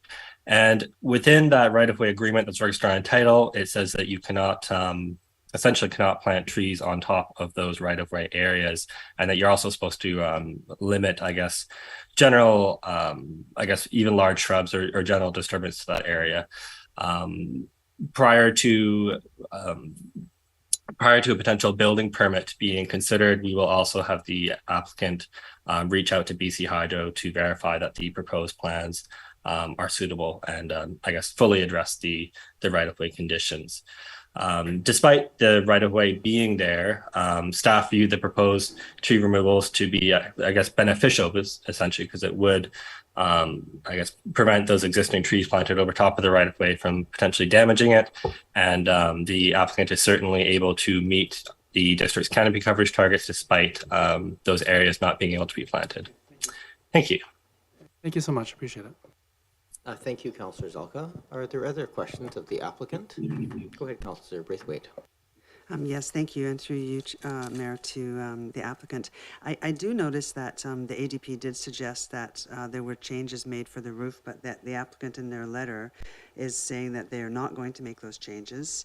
And they do give an explanation, but I just thought maybe they could touch on it a little bit more, because it seems to me that if the ADP is asking for those changes, then it might we might want to look at that a little bit more closely. But if the applicant can give us a few more reasons why they are choosing not to follow the advice of the ADP, that would be great. Thank you. Thank you, Councillor Braithwaite. I'll give that to Mr. Schuker. And if you wish to hand it off to Mr. Blaney, you're welcome to do so as well. Yes, Mr. Blaney will take over for that. Okay. Welcome, Mr. Blaney. Thank you. Good evening, Council. Thank you for having us. In talking about the roof lines, the specific nature of the roof was not so much the complexity, but the two specific materials that we were sourcing for the roof finish. When talking to the ADP, they were considering us simplifying the roof by using one material. And, the elephant in the room, speaking to a full metal roof, means that the updating cost would be significant, especially in today's times with materials being as expensive as they are. And downgrading the front skirt roof from a metal roof to a asphalt roof, in our opinion, would take the elegance and the significance of the building down a notch, to which we did not want to consider at that point. We feel that the two roof materials adds to the architecture. It creates a streetscape aesthetic that is more appealing and of higher end for the neighborhood. And being in the uplands, we considered these pieces very important during the design of it. There are numerous homes in that area that do have a multi-roof application to them, including one just around the corner, which is actually where we got our inspiration from. And so we decided that, due to cost of upgrading the entire roof to metal, and it being significant, that we would look to keep what we originally went after for the look of the building. Thank you, Mr. Blaney. Go ahead, Councillor Braith. Anything else? Are there any other questions? Going to first-time speakers first. No. Go ahead, Councillor Zelka. Thank you. Two comments. One is, I understand under the Oak Bay Special Powers Act, houses must be within 500 feet of each other, must be of a different design. And if there is another house that's very similar to this within just around the corner, I don't know how far away that is, that might have been what the ADP was referring to. So I just wanted to confirm to staff, are we in contravention of the Oak Bay Special Powers Act if we approve this design as is without the changes proposed by the ADP, please? Sure. I'll go to Mr. Blaney first on that, and then to staff. You're obviously familiar with the building that you're referencing, Mr. Blaney. Is this the similar or same design, or Yes. The roof style? No, it's not the same design or roof style, actually. In fact, it is slightly more modern, and it is 100 feet. I don't have the exact measurement, but when I say around the corner, it's go to the end of Dover, take a right down Nottingham, take a left up, I can't remember that street there, and it's on the far corner, just around, when I say around the corner, around three corners. When you're driving through the uplands and you're driving to this home, which I have many times, it feels like it's around the corner in quotations, but much more than 500 feet. Thank you. Mr. Weber, anything else to add to that? Yeah, just having attended the ADP meeting, I know that I guess that was not in ADP's intent when they brought that up. They weren't considering that specific regulation within the Oak Bay Special Powers Act. Thank you. Thank you. Councillor Zelka?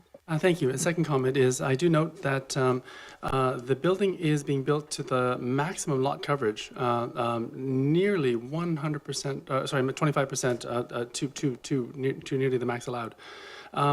For a brand new build, we generally recommend something a touch smaller so that the next owner actually has an opportunity to possibly, customize the house maybe for the next owner.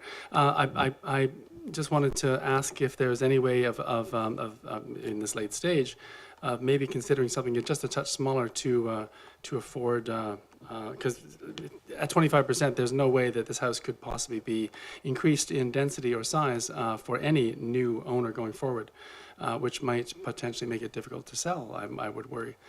So just a question through you to the proponent, whether they've considered a touch smaller just to allow greater flexibility for going forward. Yeah, I mean, I think the way I would answer that is that people in this area are spending a lot of money to purchase property and live in a area like Oak Bay. Oak Bay has one of the smaller lot coverages of any of the municipalities on the island. And, what the family's focused on right now is living in this house and growing their family for the next 20 to 30 years.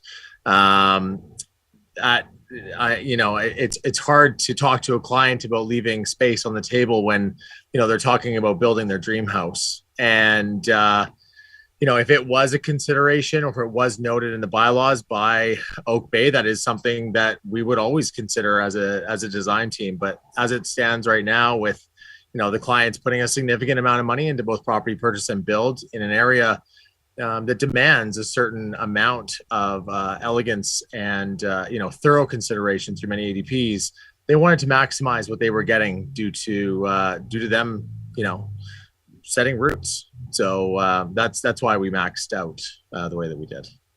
Thank you, Mr. Blaney. Thank you very much. I appreciate it. Are there any other questions or from members of council? I don't see any. I'll just look for a motion to receive the report first. Moved and seconded. Thank you. Is there any discussion on the receipt? Seeing none, I'll call the question. All those in favor? Any opposed? Unopposed? And then a follow-up motion. Go ahead, Councillor Green. I'll move the staff recommendation. Or second? Which is, just that the siting and design be approved for Yeah. 277. and that the siting and design is proposed be approved. Thank you. Seconder? Second. Moved and seconded. Is there any other discussion on this matter? Don't see any. I'll call the question then. All those in favor? Any opposed? None opposed. That carries. I hope your clients love the new home, Mr. Blaney. Thank you very much. We're looking forward to the project. All right. Thank you Have a for your great time night. this evening. Moving on to item number 10.2, we have a development variance permit application for 2335 Estevan Avenue. Mr. Weber. Yes, thank you, Your Worship. The District of Oak Bay is in receipt of a development variance permit application to vary the provisions of the parking facilities bylaw for the property located at 2335 Estevan Avenue. The requested variance would relax the requirement for one half. My apologies. I had my numbering wrong on my notes. We're on 10.2, which is the heritage alteration permit with variance for 2031 Runnymede Avenue. No, we have Estevan. Okay, then my agenda package is not refreshed on my electronic. I had it more accurately on my paper. So there we go. We're back to 2335 Estevan, and I will refresh my iPad here. Go ahead, Mr. Weber. My apologies. Oh, that's quite a lot. Thank you. I'll just start from the top. The District of Oak Bay is in receipt of a development variance permit application to vary the provisions of the parking facilities bylaw for the property located at 2335 Estevan Avenue. The requested variance would relax the requirement for one half the required vehicle parking spaces for the dwelling unit to be located within a building. If approved, the two required parking spaces for the residence would be located on an existing driveway on the property behind the front face of the residence.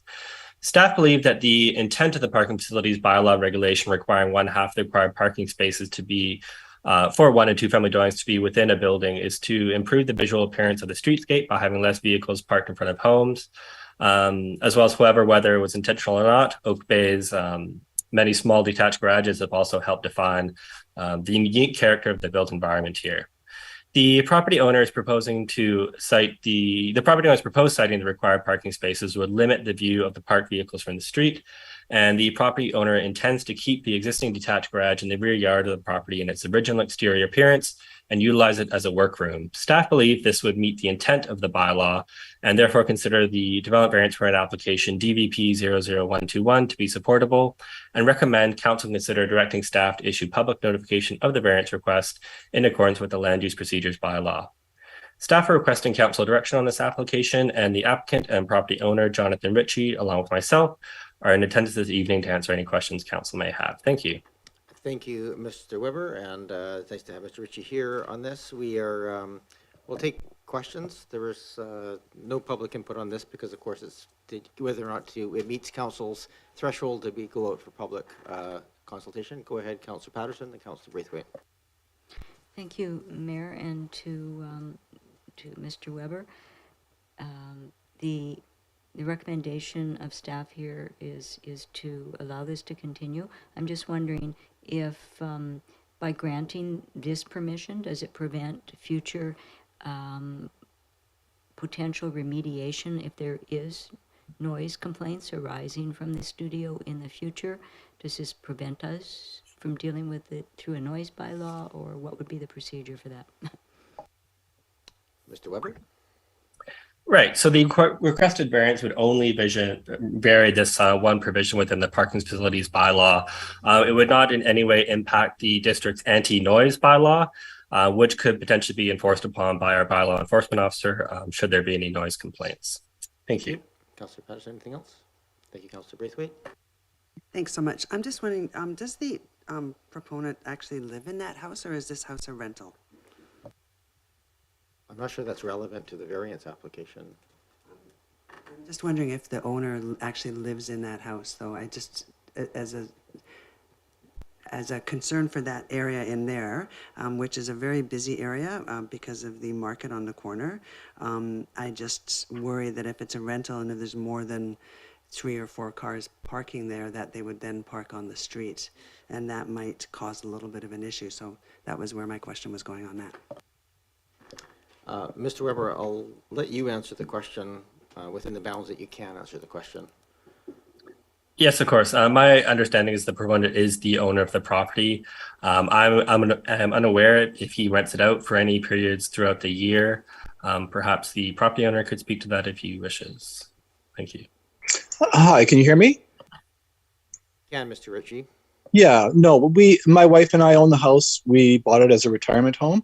And my objective for the music studio was just to keep the noise from bothering anybody. That's the whole issue, was that I put insulation behind the garage door to keep it quiet. And of course, all my neighbors are fully in support of it. And it's just us. We're not renting anything. It's just our retirement home. Thank you. Go ahead, Councillor Braithwaite. Thanks so much for that clarification. You're welcome. And I will point out, the question is whether to send it out for public consultation, so the neighbors would have a chance to weigh in if they do have issues at this point, obviously, if this moves forward. Are there any other questions of the applicant or staff? Go ahead, Councillor Green.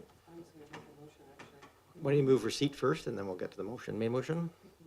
I'll move receipt. Moved and seconded. Thank you. Any discussion on receipt? Seeing none, all those in favor? Any opposed? None opposed? Please continue, Councillor Green. Oh, thank you.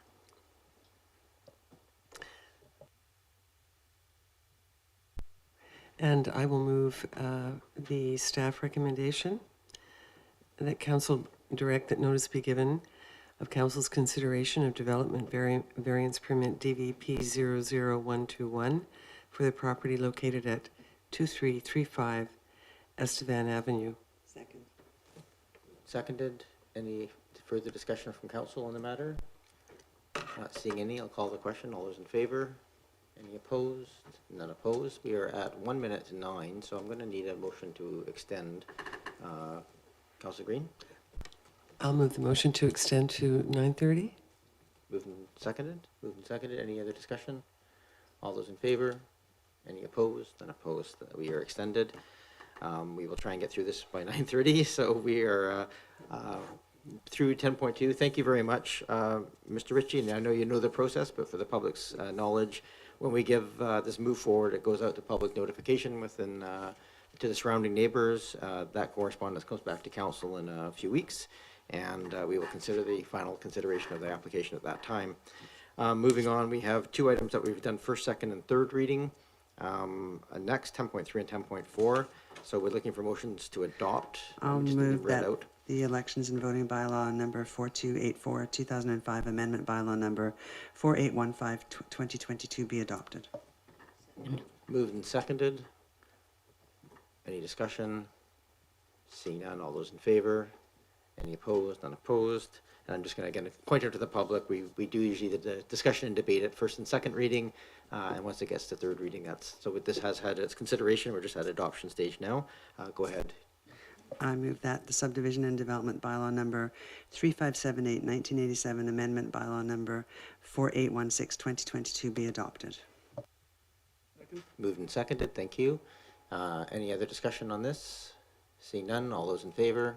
Any opposed? Not opposed, thank you. Moving on to bylaws and permits, this is subject to public input, so if people are wanting to call in, you're more than welcome to do so. We have the applicant here with us, but I'll let Mr. Weber, Mr. Weber provide an overview. Yes, thank you very much, Your Worship. The District of Oak Bay is in receipt of a heritage alteration permit with variances application for the construction of a new accessory building on the property located at 2031 Runnymede Avenue. The property owner is requesting to construct a new accessory building to be utilized as a two-car garage in the front yard of the subject property, as approved through a recent heritage alteration permit. As the subject property is protected by a heritage building and land use designation bylaw, and land designation bylaw, the proposed works require a heritage alteration permit. And as the proposed siting of the garage is 1.39 meters from the front lot line, which is 6.23 meters less than the minimum 7.62 meter zoning bylaw requirement, a variance is further required.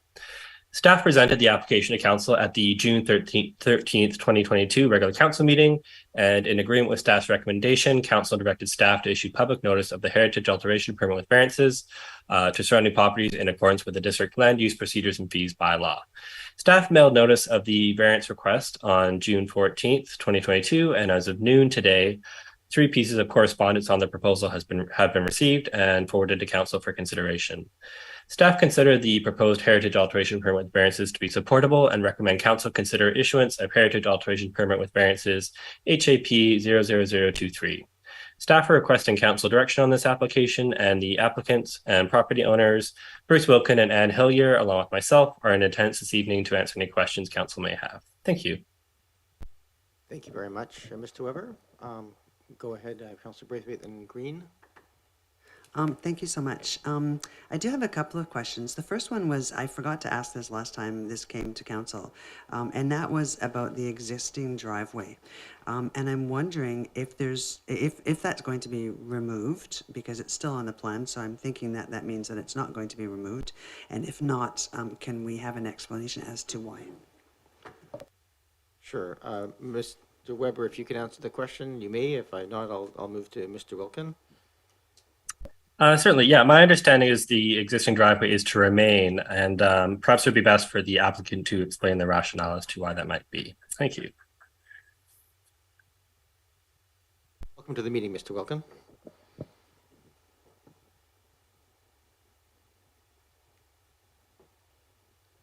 I'm not sure. I think we have him online. Yeah, I do see Anne Hillier is in attendance on Zoom. Yeah. Oh, there we go. Oh, you're not getting me? There we go. Just muted. Thank you very much, and welcome. So it is Miss Hillier. Welcome. Okay, so we have access to the property for the basement suite that was approved through the Heritage Revitalization Agreement, and then we have a circular driveway that enters in on Runnymede Place and exits onto Runnymede Avenue. So the proposed new garage will have access off the existing driveway. Thank you so much. And then I do have a question, and because I just saw the correspondence that we had received, and there's one piece of correspondence that says, and I just want you to clarify this. I think because you're in attendance here, I think I know the answer to this, but just for the record, it says that the building display does not even currently exist, and the property represented is not owned by the applicant. Does this make the application null and void? So could you just clarify that it is owned by the applicant? Yes, it's completely owned by us. As you know, the property was subdivided as per the Heritage Revitalization Agreement. So the proposed garage is entirely on our property at 2031 Runnymede Avenue. It's not on the property that we don't own. Thank you, Mr. Thanks so much, Mr. Wilkin. I have Councillor Green next. Thank you very much, and thank you to the applicants for being here tonight. I think we discussed this at some length at our committee of the whole, our committee of the whole meeting. And I also note that the Heritage Commission approved this with requests around materials and so on. The garage is definitely sympathetic to the main house. And all in all, I think this is a very good application. So I will be supporting it. Thank you. Thank you. We'll try to deal mostly with questions at this point, then we'll come to comments after we get to a motion, because we still have to hear from some of the members of the public as well. I don't want to pre-conclude anything before we get to their comments. Are there any other questions that the council have of the applicant or staff at this point? If not, I'll go to the public for comments or questions. And we do have one registered speaker, I think, Sean Sweeney. And I think, are they in attendance here or are they online? I'm going to see if I can extend my screen a little bit here to see who else is on the... I don't see anybody online with that name. Is there anybody here in person? Okay. Okay.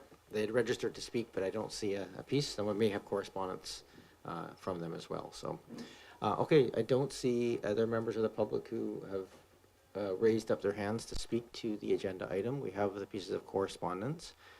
So any other questions from members of council? Don't see any. So Councillor Green, you spoke to this already, so why don't you make a motion to receive the report? Motion to receive. Second. Thank you. All those in favor? Any opposed? None opposed? Go ahead, Councillor Green, if you wish to speak. Thank you very much. I'll make the motion that we follow the staff recommendation to approve the application as provided. Thank you. This is a heritage alteration permit with variance for the garage. Thank you. So it's moved and seconded. Is there any other discussion? Go ahead, Councillor Zalka. The only discussion I might add or ask is with respect to the Heritage Commission, whether they would like to have this referred to them or not. I was wondering if anyone on council may know this or not, or if they even know about it. I believe it's gone to the Heritage Commission. It's gone to the commission, and they made some recommendations. Thank you. Thank you for clarifying. Appreciate it. Thank you. Is there any other discussion on the application? Don't see it. Oh, go ahead, Councillor Green. Yes, I'm sorry. I just have one question for Ms. Hillier and through you, Mayor. On the recommendations made by the Heritage Commission, was there a willingness for you to follow the recommendations? Thank you very much for the answer. Mr. Wilkin? I'll let Anne answer that question. I understand that the Heritage Commission recommended that it be approved, and there were no changes recommended by the committee to our application. There was a discussion, but there were no changes recommended to what the application requested.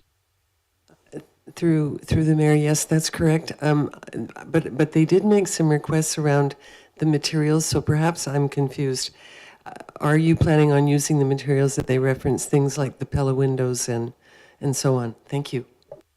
I can answer that question.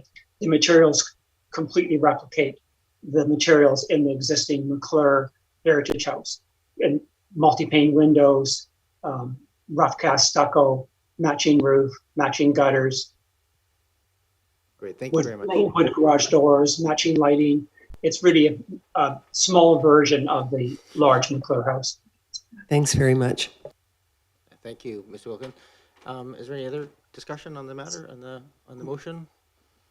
I don't see any, just because we've had a couple of pieces of correspondence concerned about it. I would just feel, I think it's worth just making a note on this one. That's, I think the arguments made are not unreasonable, but this is one of those situations where the side yard setback, or the front yard setback, is actually the realistic side yard setback. So there's a large setback on the, what does everybody perceives as the front yard, and this would normally be a side yard. And so they've kind of, because it's a corner lot, have been essentially reversed, and that was the genesis for the general feeling that this was not unreasonable in the ask overall. I also appreciate it is a heritage home, and to the south side of the building, those gardens and the openness of those gardens as a heritage feature were also quite important, and so forth. They were not considered for the location of the garage, as there was an existing driveway without any additional hardscaping required to put it on that spot. So for those reasons, I think they're reasonable, and I think the efforts made to make it sympathetic to the main building are reasonable as well. So I think they just deserved a little bit of commentary on the rationale here before moving it forward, because I think there were some concerns raised by the neighbors. I don't see any other comments at this table, so I will call the question. All those in favor? Any opposed? None opposed. That carries. We move on to new business, and I understand, Councillor Zelka, you had some new business you wanted to raise? Yes, I do, Chair. Thank you very much. I'll try to be very, very brief. With respect to the procedures bylaw, section 37(1), subsection 1, now that you've given me the floor, I can read a notice of motion into the record. Thank you very much. So the notice of motion is that staff proceed with the additional policy direction, for implementing secondary suites in Oak Bay. That short-term rental use, also known as traveler accommodation use, be not permitted within a principal building for RS zones. That's the notice of motion, and I appreciate being able to read that into the record for potential take-up at a following council meeting. Thank you. Thank you, Councillor Zelka.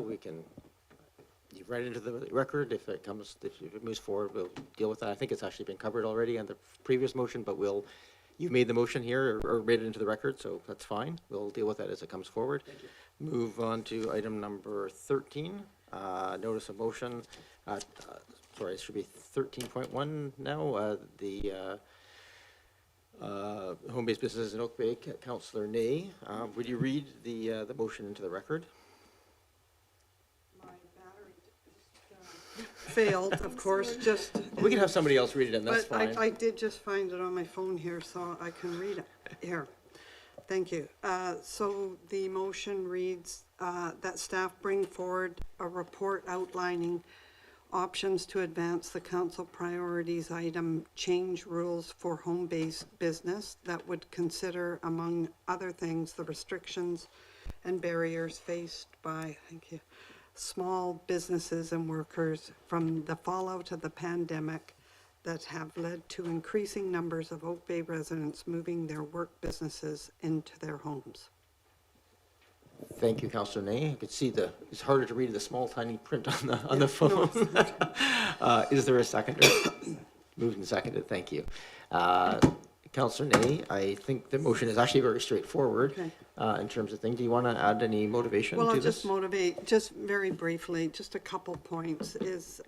One is if you review our zoning bylaw, you'll actually see that there's really not any clear guidance of regulations around home-based businesses. In fact, I think there's just two identified kinds of business. One is teaching music, and one is some kind of tutorial teaching. So it really does need to be updated. I think the other point is that we saw that during the pandemic, increasing numbers of residents have transferred their businesses to their homes, yet without adequate regulatory framework, they're actually working in the shadow of the law. So not having a home-based business discourages citizens from registering their businesses, and it undermines their ability to do business in the municipality. And then another point here is that our neighboring districts, Salish and Victoria, have recently updated their home-based businesses. So we need to get in line with the other municipalities. So. Thank you, Councillor Name. So we'll take questions at this point, and then we'll go to members of the public, and then we'll come back to comments from staff. I don't see questions on this one, so I'll welcome members of the public to come in. I just want to remind members of the public that the motion that's on the floor here is to ask for the rules changes to come forward. We're not here to address any specific application or home-based business. So if you could perhaps keep your comments related to the topic in front. Procedure here is you can just state your name, municipality of residence, and then there's no specific time limit, but typically try to keep it to 2 or 3 minutes for comments and get through the basis. Well within that. Thank Welcome. you. Welcome and thank you. Good evening, ladies and gentlemen. My name is Jackie Pike. I'm here with my partner, Evan Hazel. We are residents we actually live in Cadbro Bay area, so we live in Salish. And we are strongly support Oak Bay updating the home-based business bylaw. We feel it's important bylaws adapt and reflect changes in our community, and we want to highlight 3 of what we feel are really important areas in this particular case. The first one is environmental, and we know we need to wean ourselves off fossil fuel, and one area where everyone can do this is to drive less. So our communities need to adapt so that people aren't forced to drive longer distances for services, and we can access them closer to our home. We lower our fossil fuel consumption, reduce pollution, shrink our carbon footprint, and slow climate change. The next issue is the health and wellness. Our healthcare system is in a crisis, and we are particularly challenged here in Victoria. So focusing more on our own personal health and wellness will help reduce the burden on the system. And the closer to home these services are, the better. As a result of the COVID pandemic, many people are turning to smaller, personalized health and wellness services and facilities. And the third key item I had was it increases diversity and economic advantages. So smaller home-based businesses provides livelihoods for skilled professionals who wouldn't otherwise have the ability to work and live in our community. It increases tax revenues. It creates a more diverse and welcoming neighborhood, particularly for those who couldn't otherwise afford to live in Oak Bay or the surrounding areas. So in concluding, we believe that it's important that quiet enjoyment be maintained for the residents of Oak Bay. So for example, updated bylaws would address parking, noise level, number of clients, and hours of operations. So thank you for your time. Thank you very much, Ms. Pike. I don't think you have anybody here disagreeing with your comments. I mean, it's on our priorities list for a reason, so thank you for that. Thank you. Yeah.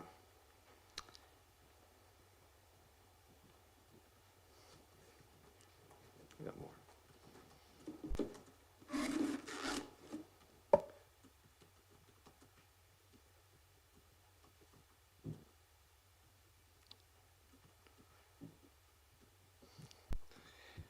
Hello and welcome. Same procedure, just name and municipality of residence, and you're welcome to address council. If you just push the button in the middle to turn on the microphone.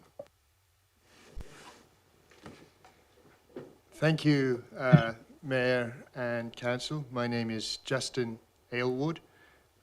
I live in Victoria, but I own a house that my daughter lives in Oak Bay. So I'm very concerned through her what happens in Oak Bay. I am here today to speak in support of Councillor Nay's motion.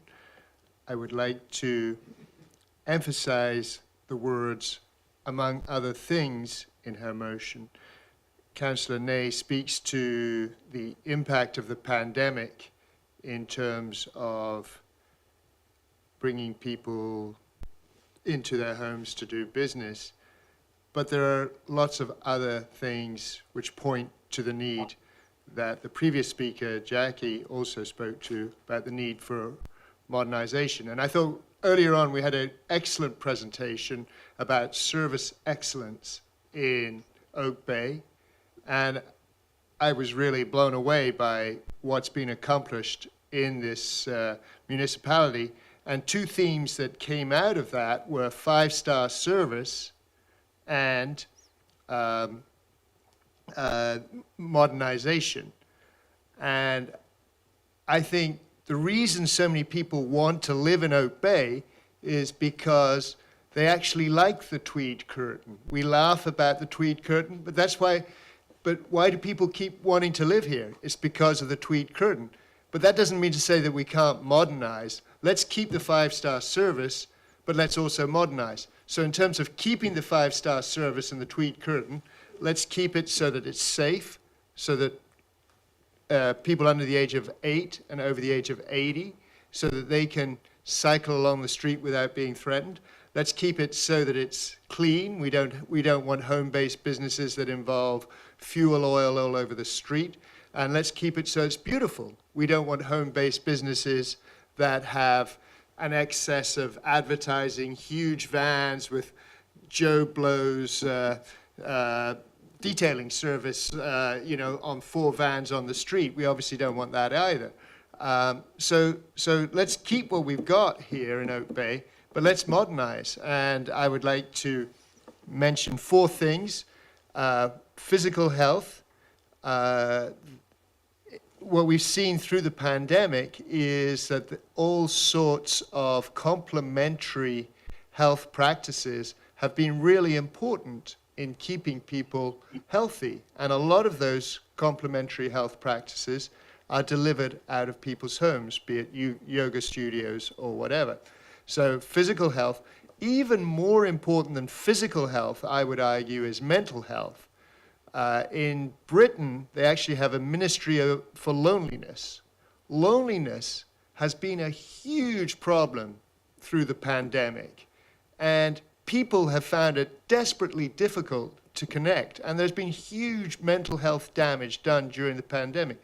So a lot of these businesses are actually a huge benefit when it comes to boosting mental health and fighting loneliness, because they bring people into the community, they bring people from within the community together on the site of the local business. The point that Jackie made, which I thought is an excellent point, Tweed Curtain, it's a wonderful place, but it's not the world's most affordable place. And we don't want just rich old people being the only people who can afford to live in Oak Bay. So how can we make it more affordable? Well, one way we can make it more affordable is if people can run a business out of their homes. So let's make it more affordable. And then this is the final point, and for me this is actually the most important point, and I would really encourage you to think about this point after the meeting. If you think about home-based businesses, who runs home-based businesses? It's women. Why do women run home-based businesses? Because they need to be able to look after their family, and they need to be able to support their family. Surprise, surprise, women are being asked to do 2 things at once. Well, you can only do those 2 things at once in a home environment. So if we claim as a society to support women in their role, support they're developing themselves fully, number 1, and number 2, helping to support their own family, then we have got to have a flexible, responsive, transparent, home-based bylaw business. Thank you. Thank you very much, Mr. Aylward. We have the next person come in.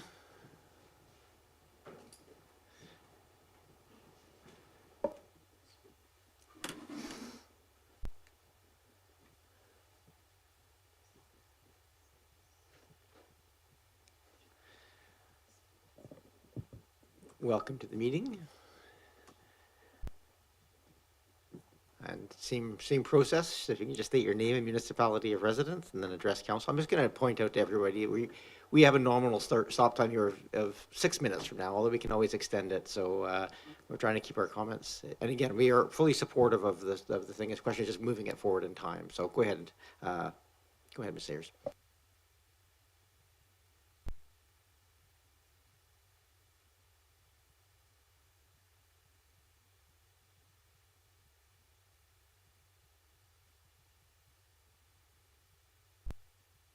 licensed rather than existing in the background. Oak Bay has a growing need for businesses related to health, wellness, and fitness in the community. Thank you so much. I think I set a record, actually. Are there any other speakers in person here that are here to speak? No, or you've used up the thing. Is there any, looking online, there are no members from the public who have registered online to speak, so we're back to this table, and hopefully we can wrap this up in the next 5 minutes. Go ahead, Councillor Patterson, and then Green. Thank you, Mayor. And while in spirit I agree with what most of the presenters that came to attend our meeting said, however, we do have, on the street that I live in, we have several people who work from home, and there's generally no problems. However, we do have one home-based business, which means that we deal with 5 to 7 vehicles at a time, trucks full of fuel tanks that transfer the fuel, sometimes to other vehicles, and even trailers with road signs. So it is a case of be careful what you wish for. While most of the businesses that were referenced with the commentary were rather benign, but there's also the home businesses that really are not so benign and do cause problems in the neighborhood. So I hope that staff will also look at all of the code compliance that is required in the permits for a business to be in use. Thank you, Councillor Patterson. I just making sure that we're clear, just for the public's sake, is that what we're considering here is asking staff to move this forward a little bit in the timelines and bring a report back. So there's no, this is not endorsing any one piece. It's just asking us to move up the timeline a bit, which is currently sitting in the dotted circle of time available, which is always a dangerous place to sit as a timeline. Go ahead, Councillor Green. Just really quickly, I appreciate the motion, and it was something that I think we talked about just after the lockdown, and also when we were pivoting to try and accommodate businesses on Oak Bay Avenue. And I think, I'm not sure who raised it, it may have been me, but I think we needed to examine this area, and I agree with all of the comments from the public. So I'm really, thank you for bringing it forward, and I hope it moves ahead. Thanks. Thank you, Councillor Green. Is there any other discussion on the motion in front of us? Looking online, looking around the table, not seeing any. We have a motion in front of us. All those in... Oh, go ahead, Councillor Zelka. Yes, thank you very much. I appreciate it. I just had a few words I wanted to share. With respect to the idea of mixed use, I really appreciate this this motion that's brought forward with respect to home-based businesses coming into the residential zones. And starting to flesh out a concept of mixed use. The challenge, of course, and it'd be interesting to see how staff comes back with some of the options on how to deal with noise and nuisance and not just sound noise, but visual noise and other aspects. But I like the fact that it helps with walkability and some other aspects in terms of bringing business closer to the area. So hopefully we can come up with something that will make Oak Bay even more vibrant. So that's what I would be looking for, something that staff would come back with. Thank you so much. Thank you. We're just going to have a report back, and I guess is how we can move it forward. Essentially, at this point, not options at this point. So I just want to set expectations not too high on this one. We're going to move it forward as quickly as possible, but we have to find out what that impact is. Go ahead, Councillor Green. Just really quickly, it's also about local economy and expanding and supporting local economy. Thank you. Staff is being asked to bring options. So good, thank you. I'm going to call the question to keep us in our timeline here. All those in favor? Any opposed? None opposed. That carries. We move on to. Yeah, go ahead. I was just thinking if staff does bring this forward, whether there may be some value in entertaining a secondary motion around a moratorium on ongoing enforcement, because it's a period when, as staff looks into this, that would just become confusing. And of course, if it was the will of the council to support a moratorium on future enforcement, it would obviously be, only in situations where there aren't obvious other contraventions to like noise and nuisance parking bylaws. So for us to consider that, we just need to, can we have an extension for 5 minutes? Is there a motion to extend? Then we can, if we can discuss that. Moved and seconded to extend the meeting for 5 minutes. I will. 5. So I think I'll win because I think there's a very clear limit to what we can do here tonight. So we motioned for 5. All those in favor? Any opposed? None opposed. Thank you. So I think, Councillor Ney, you make a point here on this one, but I think we would need to have a discussion. I think on limiting enforcement, I think we need a little bit of an in-camera discussion about what our limits are in terms of that. So I might suggest we refer that issue to an in-camera to provide that input in terms of what our bounds are on the enforcement question. Ms. Williams, is that accurate? Thank you, Your Worship. And yes, there are certainly principles of law related to law enforcement and law enforcers' abilities to carry out their duties. So staff would recommend that council ask for a legal opinion to be brought back on the implications of waiving law enforcement on specific types of businesses or a specific business or business generally out of a home. Can I make that motion? You may. Just say that these people really need a garage. Legal opinion on, yeah. Thank you. Is there a seconder?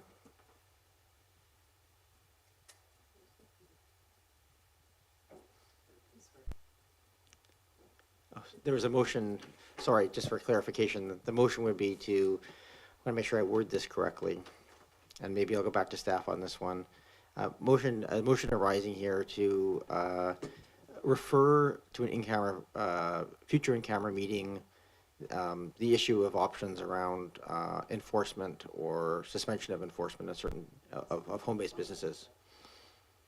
So we understand what the options are if that's a consideration of council. So obviously, if there's no interest in that, then we shouldn't move this forward. But if there's some interest in understanding what we can and can't do, then we should move that forward to an in-camera meeting.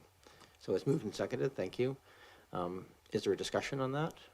Councillor Ney, anything you want to add? Well, no, it's just that I think during this interim period, because my sense from panning the community is there are a lot of businesses out there in home-based businesses, and there is no regulatory framework, and they're operating without bothering anybody at this point. So they do exist. It's kind of like the secondary suite thing, but they're not bothering people. But if we continue to do the enforcement, then things could start to get complicated, but I do appreciate we need some legal opinions to guide that.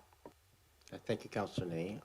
I'll speak in favor of that motion because I think a great hesitation on terms of how we would go about that. I'm thinking of things like Airbnb, which we'd be so careful about not enforcing. So, I think we need to understand what the constraints might be of that consideration. So having a guideline of that in camera in terms of what our restrictions are makes sense, and then we can come back to this table to see if there's any desire to do anything of that nature coming forward. So it's moved and seconded. Is there any other discussion on that? Go ahead, Councillor Zelka.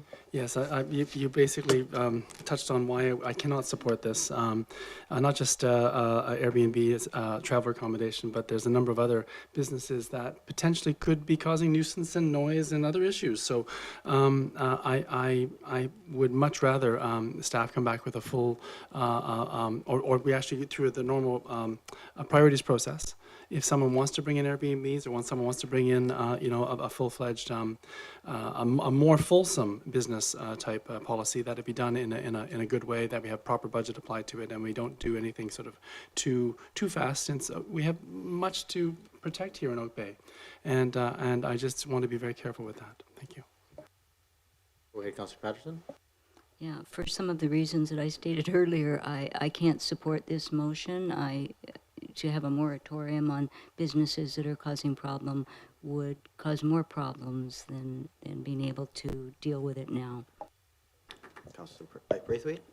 Yeah, I'm going to be speaking against as well, and for the same reasons. I think that if there isn't an issue with businesses that are running right now, then they're going to go forward and nobody's going to complain about them. But the business, even the example that you made, Councillor Patterson, if there is an issue there, then for someone to be able to make a complaint about that and have something done about it, I think it's important that we leave that in place. Thank you. Go ahead, Councillor.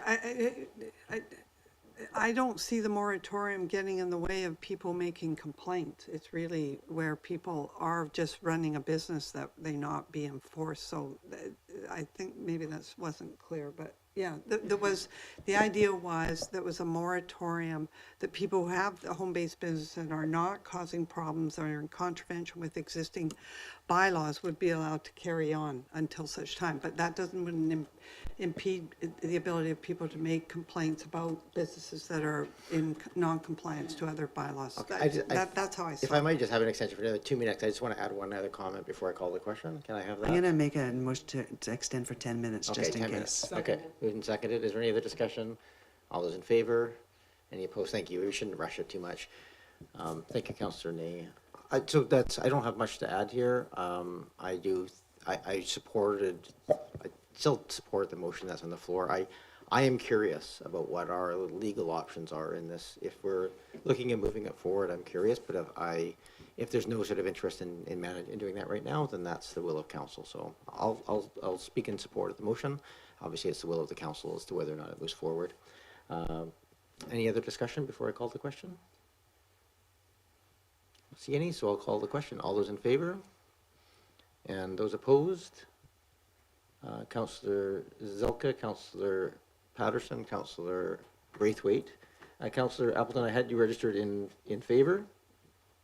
Yes, okay. So that passes with a 4-3 vote, so that will go and we'll have some information come back in camera in terms of what, if any, options we might have, if that's the will of council. I have a feeling that's going to be a tight one, given the nature of how tight it was even to get the opinion. So thank you for that.